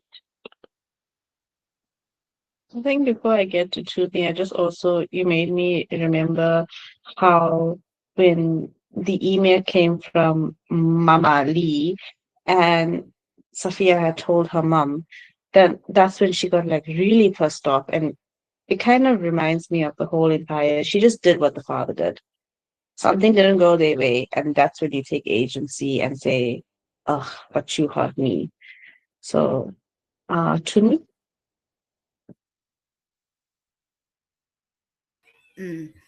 I hear you guys. I hear you guys. But I feel like I just have some. I don't think she's the villain. She's not the villain. I feel like she is a victim. She's one of the biggest victims here, because this woman lost her mom at a young age. Nobody even told her. that she lost her mom. Then this man molested her. Then she had to just grow up. However, she was growing up, trying to make her way in the world with her sister and her dad, like living with the step mom and just being terrible. And then she was told that she wouldn't have babies. And then this guy, okay, and then she got introduced to Rastafari. Remember, so like anybody, or like most people, not anybody, like most people who get brainwashed by religion and by a person, this guy was like, no, don't worry, these white people are lying to you. Babylon is lying to you. You can have a baby. Did she not have 4 children? You see, she had 4 children. And this man, every word that he said was gospel. This is a woman who was abused. How many women are abused? And remember, this is like real life. This is not fiction. Hey? So how many women are living in these situations where they are abused, but she doesn't work. She doesn't, she's not making an income. Yes, later on, she started with her speak thing and she was tutoring children and she was able to make her own income. But that income, she spent it on the children. You know, so I see her as a lady who felt that she was stuck in this situation with nowhere to go. Where was she going to go? Like her sisters have all moved to foreign. She's alone. And this is her trying to do what she thought was best for her children at that point. And when she needed to stand up for her children, I believe that she did.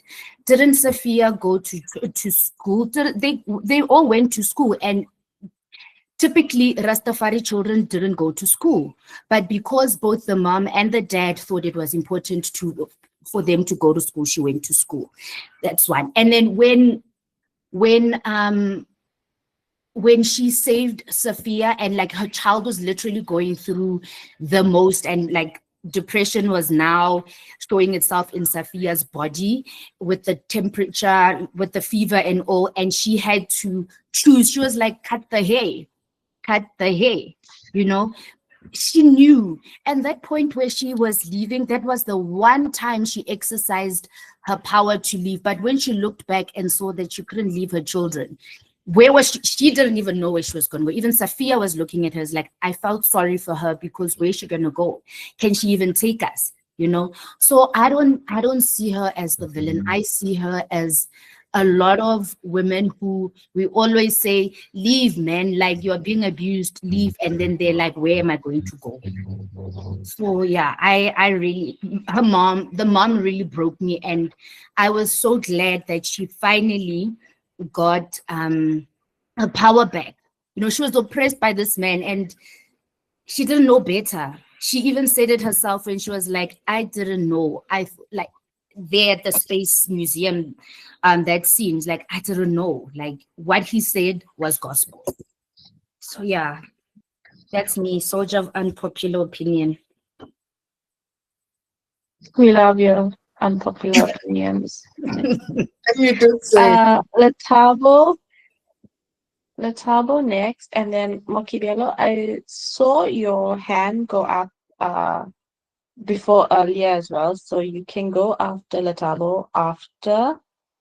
And yeah, so Letabo, on to you. Yeah, I was going to say I agree with everything Vitumelo is saying, that yeah, like honestly, I sympathize a lot with the mother. Like I think we need to look at how much hope the father gave her, especially with the no, I don't believe in what Babylon says. You can have kids. And she did have kids. She had her firstborn, then she had other kids. And I think, of course, it all started off rosy and great, and then she got disillusioned. And I think she was just trying to negotiate how to win in this not so great situation. So yeah, I agree with everything Vitumelo was saying. I sympathize a lot with the mother. It's a very difficult situation. And it's kind of hectic to say she's the villain when she's not the one who's busy making everyone's life hard though. And it's really hard for people to leave terrible situations. Mokibelo, do you want to go? Yes, I also agree with Letabo and Ritu, my love, because I think she was actually a victim in this whole situation because you can see it also when the man was in Japan, the kids were actually very happy. They were very happy, showing that she was actually not a horrible person. She was not a bad person. She was just a person who had her own flaws. Because, like you see it, she is actually also leaving for the first time. So she has her own mistakes, she has her own errors. I don't think she was a bad person. I think she was actually a good mother. Just that I think she was brainwashed. To a certain extent, I think she was brainwashed. And also, I think she had a drug problem, just that they concealed it using religion, because there's no way every time you're going through something, your first thought is actually smoking. Like that woman was always smoking. And in our society, if someone is like that, especially smoke something that alters your mind, like into weed, if you're actually a druggie, like you have a drug addiction, you need to go to rehab. So I think she was just a woman who was, yeah, she was part of, yeah, that's what I wanted to say. Neo and then Connie. I'm not saying I don't have empathy for her. I do, really and truly, because she was surviving. Like we're all saying, this woman was living for the first time. She was surviving. My thing is, how do you let somebody be so horrible to your children that, like, I don't know if she went into herself in those moments. Like when the dad was being like this abusive person, did she go into herself? Did she? Because there's a part of the interview that I listened to where Sophia was talking about, she also asked her, like, so she was talking about how the memoir was received. She was asked, somebody, I think Lekonola asked her how her family received the memoir, because it's one thing to have to know how somebody feels about you, and it's a whole other thing to know that a person wrote a book about you, especially a scathing book like that one particularly. And she says that she had conversations with her mom prior to the book publishing, and she basically had to explain to her mom, listen, I don't hate you, however I wrote my truth about you.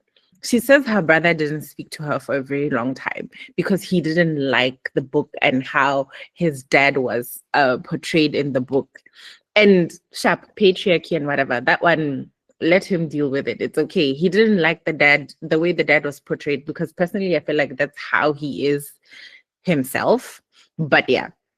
So it's a thing of you can't you can't really just die like that and let somebody, I consider it a death, because I'm just like, how do you just sit by as a mom, as somebody who birthed children? This man didn't birth any of these children. He just contributed to that conception, but he didn't birth any one of them. You can't birth children and sit by and let somebody else abuse them like that. Sharp, you have issues, you have your own issues. She was a parentified child.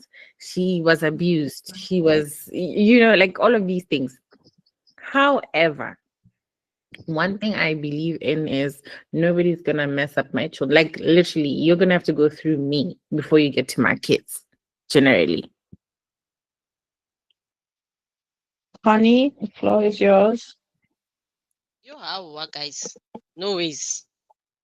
No ways, no ways, no ways. This woman chose to take certain decisions when it was convenient for her. You know what?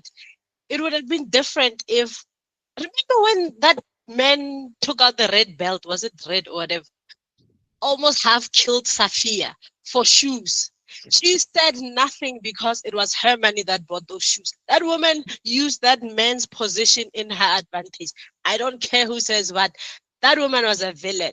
The day she decided to cut Safia's hair, she didn't even think twice about what the husband was going to say. She was no victim of that man.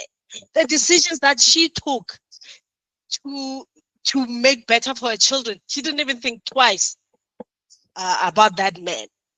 But when it was convenient for her, she walks in the beach and smokes a spliff. No, no. She was no victim in my eyes.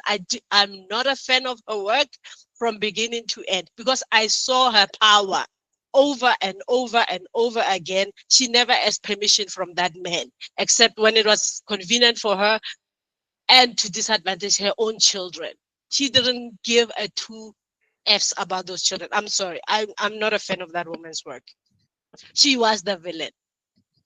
That's the hill I'm dying on. Plant a tree on top of me. And so I don't think an opinion will converge about the mother. This is it will be like what is this? What was that book we did? Things Fall Apart last month, where it was either for or against. I don't think an agreement will come to about the mother. But yeah, it is past. So Leah, do you have a closing question? The main star of the whole entire book, Sophia. What about Sophia? Dogs and Sophia has a person. I feel like angry men beget angry, even more angrier daughters, and I wrote that down somewhere. And I would say I agree with that. I am the angry daughter. And yeah, just Sophia in general, like when you look at her website and she lists all her accomplishments, and then you read this book and you think, how someone make it through this entire journey that she has been?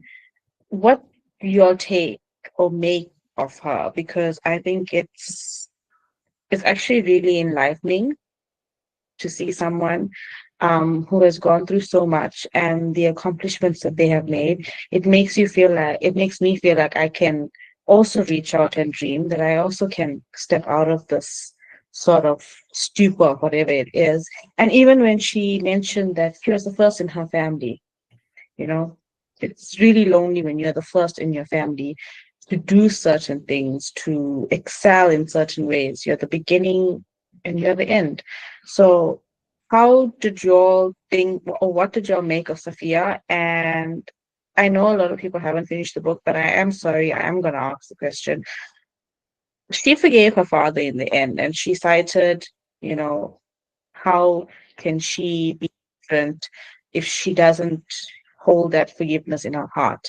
As someone who has not forgiven her father, I do not understand her decision, because if I had to go through everything she went through in this book, I would have been like, hands down, you're dead to me. Never ever again. But what do we make of that last ending part of everything she's gone through, and in the end she chooses forgiveness? Floor is all yours. Neil, Letabo, and whoever else raises their hands after that. But Personally, it could never be me. I'm sorry, I'm not forgiving. To this day, I have what everybody else would call daddy issues. However, I don't think these are daddy issues. This is anger. Anger. Pure rage. My father is dead, yeah? He died knowing I'm not forgiving him. I told him, I refused to his face. Listen, you and I are going to do this our whole lives. Even in the next life, I'm not forgiving you. So yeah, her forgiving her dad, personally, good for you, girl. But it could never be me. But also, my thing about it is forgiveness, really. Because I'm like, did you forget? Have you forgiven him and forgotten? Or did you forgive him because you're just like, listen, I'm not going through this anymore. So let me just put it down. Personally, my anger is mine and I'm not putting it down and I'm carrying it to the grave. So, yeah.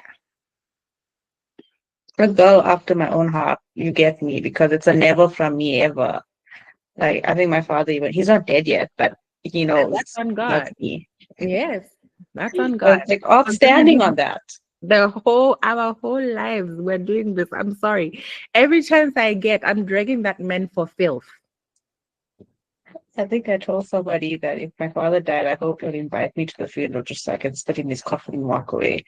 And he looked at me like, no. No, I get that, because I have moments where I feel like, let me go dig up this man so I could drag him some more. But yeah. I I will say that Sophia has definitely accomplished a lot. It's honestly really amazing. For example, in the book, she speaks about on how her fear gave her turned into fire, and it's nice to see that she had enough fire to actually still fight for her desires and become who she wants to be, despite the setbacks of family as well as even just the difficulty of trying to make it in writing, because yeah, the book did touch a bit on just the difficulties of that, getting an education, the whole getting published, um the mentor, getting the degree and still having to go back home. So she really fought for her career, she really fought for where she is now, and I'm proud of her for that. With regards to reconciling with the father, I honestly just thought, yeah, the world keeps on showing me that people.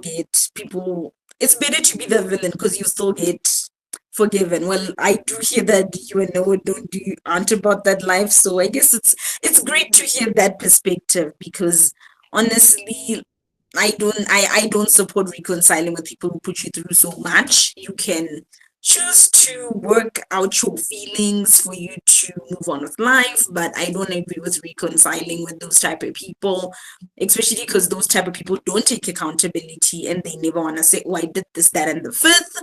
So yeah, I was very, very shocked. And yeah, the brother also shocked me with these whole Babylon, don't involve Babylon shtick. But I mean, yeah, people are like that.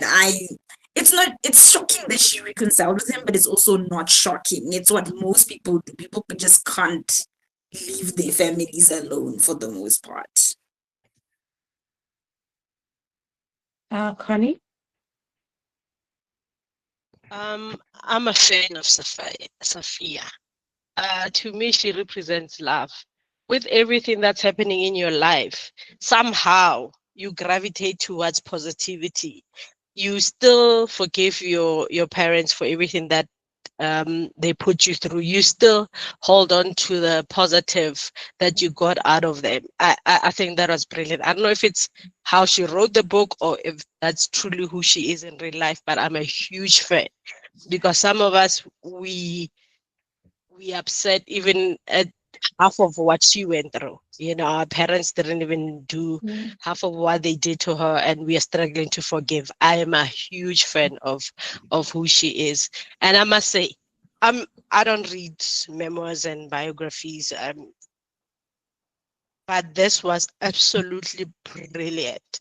I enjoyed her writing, and I love how she presented it. It didn't feel like, I don't know. I absolutely loved it, and like I said, I think I'm a huge fan at this point. I never knew her before this, but yeah, I've been looking for her poems and following her on all socials, and I'm a huge fan. I'm very grateful for whoever put us on this book. Teacher Leah, you have the floor.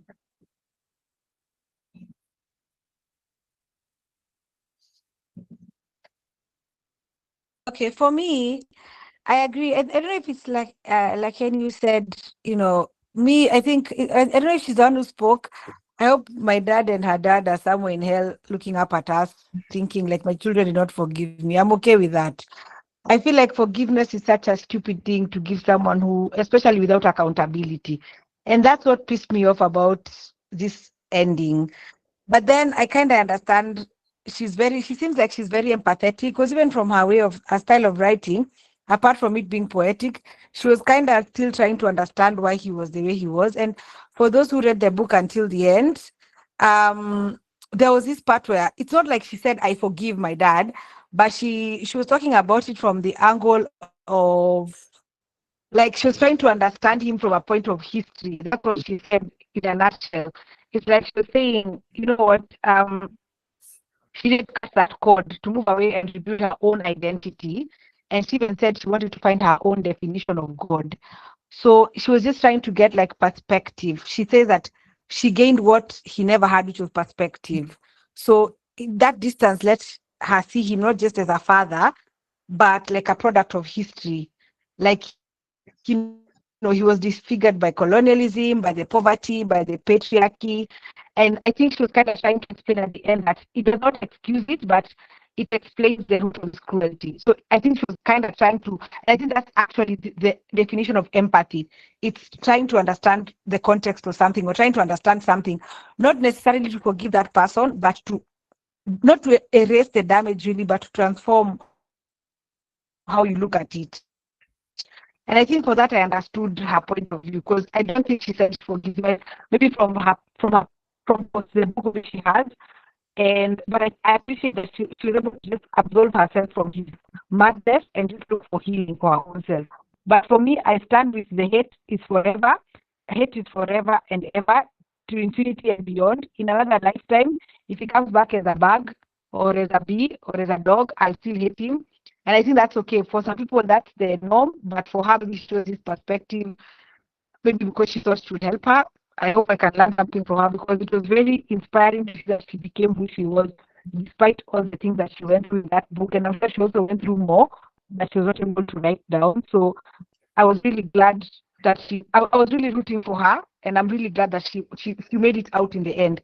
And to finish, I don't think people understand how much childhood PTSD affects people.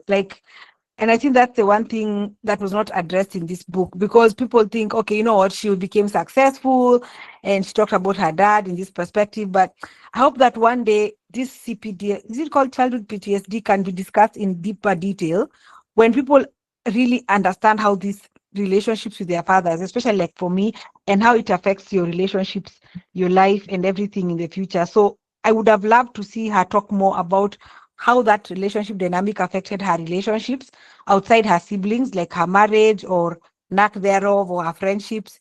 And I would love if anyone has ever read anything beyond this, I would have loved to see what she says and how it's affected who she was. Otherwise, it was really admirable to read this book. It was a fantastic read. I loved every bit of her, and I'm really rooting for her wherever she is. Thank you. Thank you, Teacher Leah. I think that encapsulates, you were such a big fan of this book. Since we chose it, you were so happy about us reading it. And from the little that I've read, I can tell this is it was good writing, would have been a good read for me. I just need to find a copy with a bigger font so I can actually finish it. Yeah, so we are 13 minutes over time. Leah, I don't know if you want to say close off or if I should do it.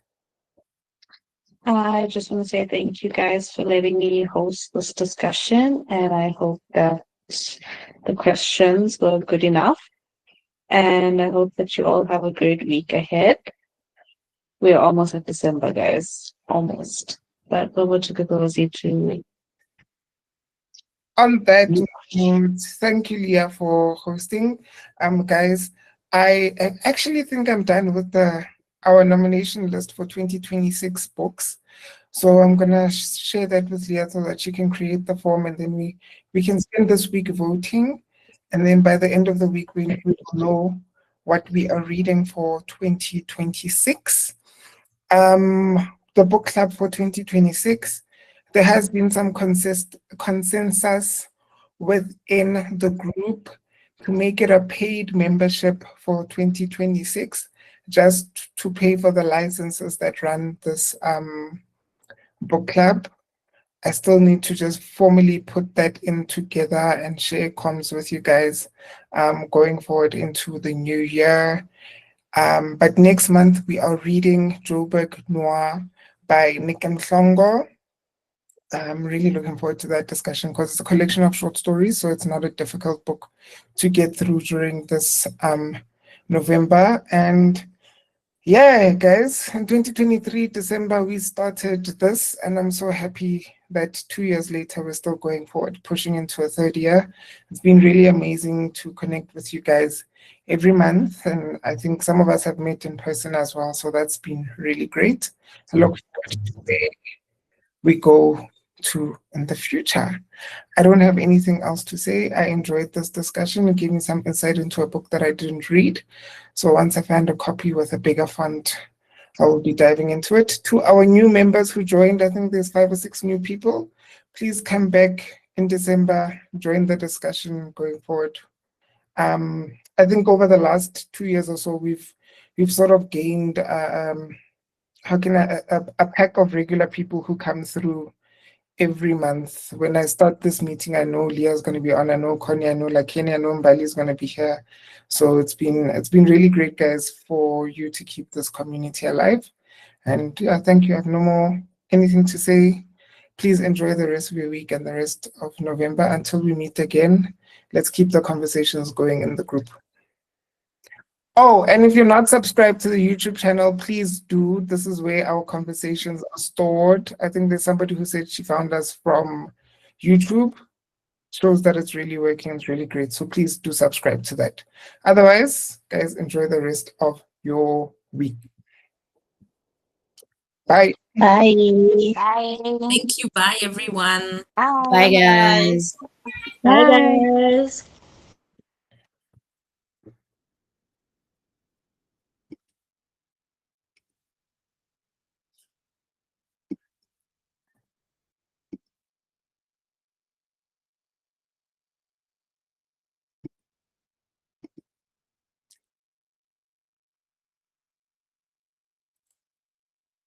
So the Kgosi Readers book.